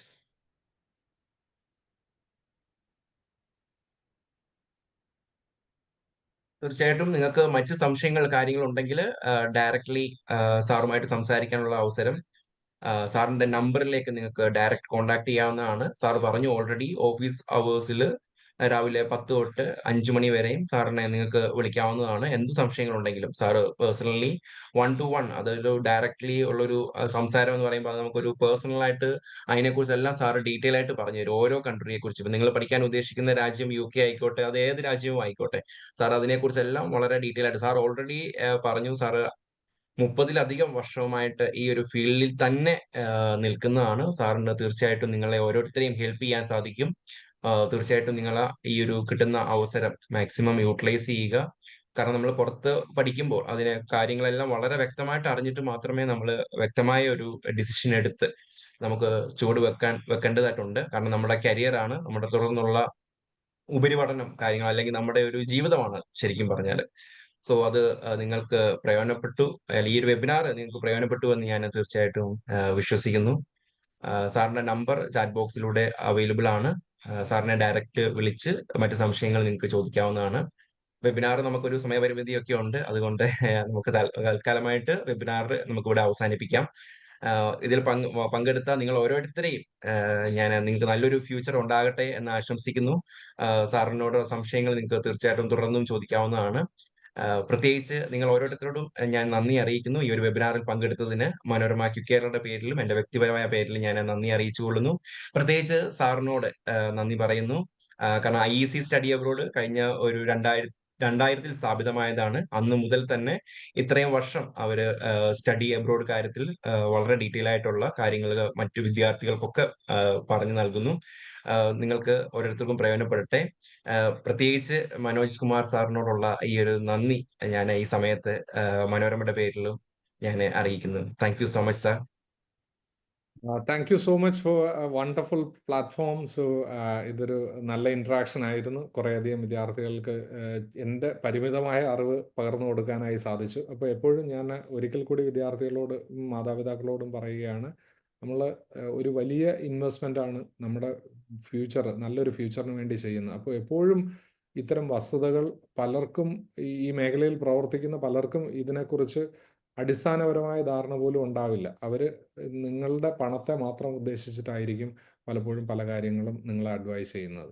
അപ്പോൾ അത് കൃത്യമായി മനസ്സിലാക്കുക. ഇന്ന് പല സംവിധാനങ്ങളും നമുക്കുണ്ട് ഇത്തരം വസ്തുതകൾ മനസ്സിലാക്കാൻ വേണ്ടിയിട്ടുള്ള. അപ്പോൾ അതെല്ലാം ഉപയോഗപ്പെടുത്തുക, എന്നിട്ട് ശരിയായ ഒരു തീരുമാനം എടുക്കുക എന്നുള്ളതാണ് എനിക്ക് എപ്പോഴും അഡ്വൈസ് ചെയ്യാനുള്ളത്. അപ്പം വൺസ് അഗെയിൻ ഈ ഒരു സെമിനാറിൽ പങ്കെടുത്ത എല്ലാവർക്കും എൻ്റെ നന്ദി അറിയിച്ചുകൊള്ളുന്നു. എൻ്റെയും എൻ്റെ സ്ഥാപനത്തിൻ്റെ IEC സ്റ്റഡി അബ്രോഡിൻ്റെ നന്ദി അറിയിച്ചുകൊള്ളുന്നു. അതോടൊപ്പം മനോരമ ക്യുക്കേറിലേക്കും മിസ്റ്റർ അനിലിനും എൻ്റെ വ്യക്തിപരമായ thank you for such a wonderful platform and giving me an opportunity to interact with the students and their parents. Okay. Thank you so thank you much. So much sir. Thank you so much. And പങ്കെടുത്ത എല്ലാവർക്കും ഞാൻ ഒരിക്കൽ കൂടെ നന്ദി പറയുന്നു. പ്രത്യേകിച്ച് sir അവസാനം പറഞ്ഞ കാര്യം വളരെ ഇമ്പോർട്ടന്റ് ആണ്. നമ്മൾ ഇതിനു വേണ്ടി മുടക്കുന്ന ബഡ്ജറ്റ് വളരെ അധികമാണ്. നിങ്ങളുടെ ലൈഫാണ്. ഒന്നല്ല, ഒരു 10 നിങ്ങൾ അന്വേഷിക്കണം. എന്നിട്ട് മാത്രമേ നിങ്ങൾ ഓരോ കാര്യങ്ങളിലേക്ക് ചുവട് വെക്കാവൂ. അതാണ് സാർ മെയിൻ ആയിട്ടും പറഞ്ഞത്. നിങ്ങൾ വളരെ ഡീറ്റെയിൽ ആയിട്ട്, കാരണം നമുക്ക് ഇന്ന് പല ഓപ്പർച്യൂണിറ്റീസ് ഉണ്ട് അന്വേഷിക്കാനായിട്ട്. അപ്പൊ അതെല്ലാം നിങ്ങൾ അന്വേഷിച്ചിട്ട് വേണം നിങ്ങളുടെ അടുത്ത ഒരു ചുവട് വെക്കാനായിട്ട്. സോ പങ്കെടുത്ത എല്ലാവർക്കും നന്ദി അറിയിച്ചുകൊണ്ട് ഞാൻ വെബിനാർ അവസാനിപ്പിക്കുകയാണ്. എല്ലാവർക്കും ഒരു ശുഭരാത്രി നേർന്നുകൊണ്ട്. Thank you Thank so you. Much. Yeah.